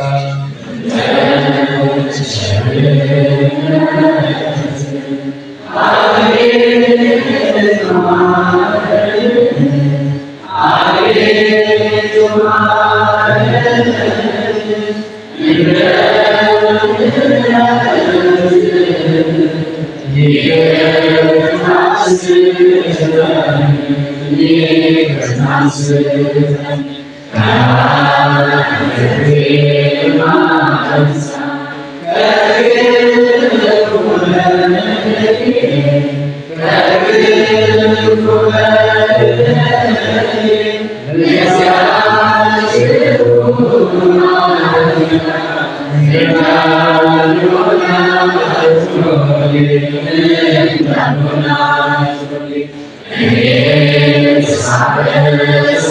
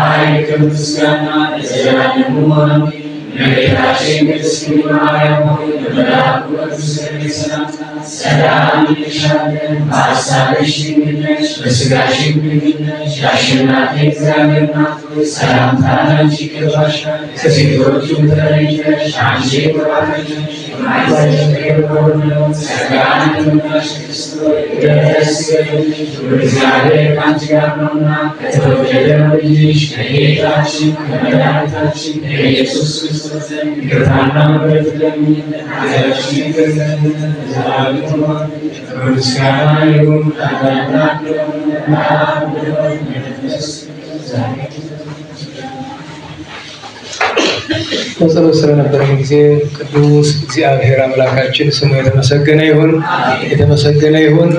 እንግዲህ እናሻሽላለን እንላለን። ቃል እግዚአብሔር ረዘመ አጠረ የለውም። እኔም ቁሜ እናንተ ተቀምጣችሁ ሊደክም ይችላል። ሰዓቱ ነው። አንዳንዶቻችሁ ብዙም አይደለም። በተለይ ዩኒቨርሲቲ እንደዛ ለምትገቡ ልጆች እና ደግሞ ሩቅ ለምትሄዱ ብቻ ነው። ቸር መድኃኔዓለም በሰላም ስላስፈጸመን የተመሰገነ ይሁን። ቀለም ባነጠረ በአፈ መላእክት ይምላልን። እንቅፋት ሳይመታን እሾህ ሳይወጋን ኃጢአት ሳይሰለጥንብን በደልም ሳይገዛን የብርሃን መላእክት በፊት በኋላ በቀኝ በግራ እየጠበቁን ለጊዜ ወደ የቤታችን ለፍጻሜው ተስፋ ወደምናደርጋት መንግሥተ ሰማያት ከተከፈተች ገነት ከተነጠፈች ዕረፍት ከአባቶቻችን ርስት ሁላችንም በሰላም ያድርሰን። ስብሐት ለእግዚአብሔር ይሁን ወለወላዲቱ ድንግል ወለመስቀሉ ክቡር ወሳይል አሜን።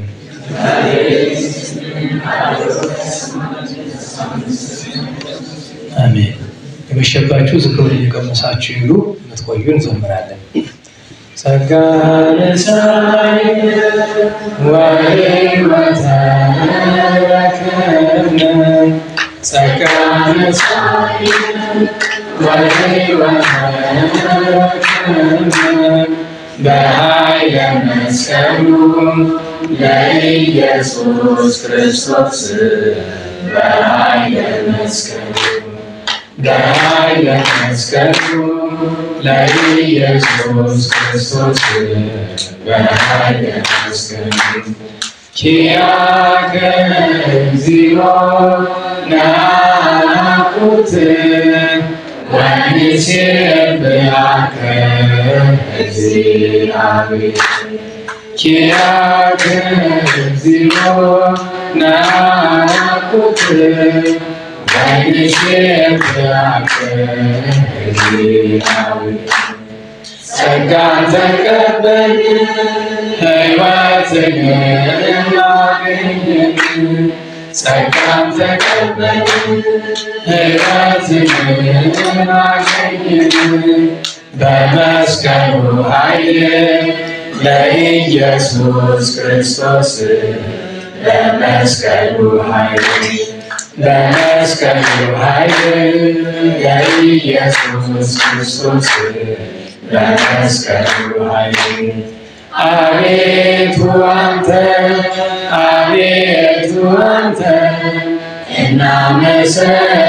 እናመሰግንሃለን እግዚአብሔር አቤቱ አንተ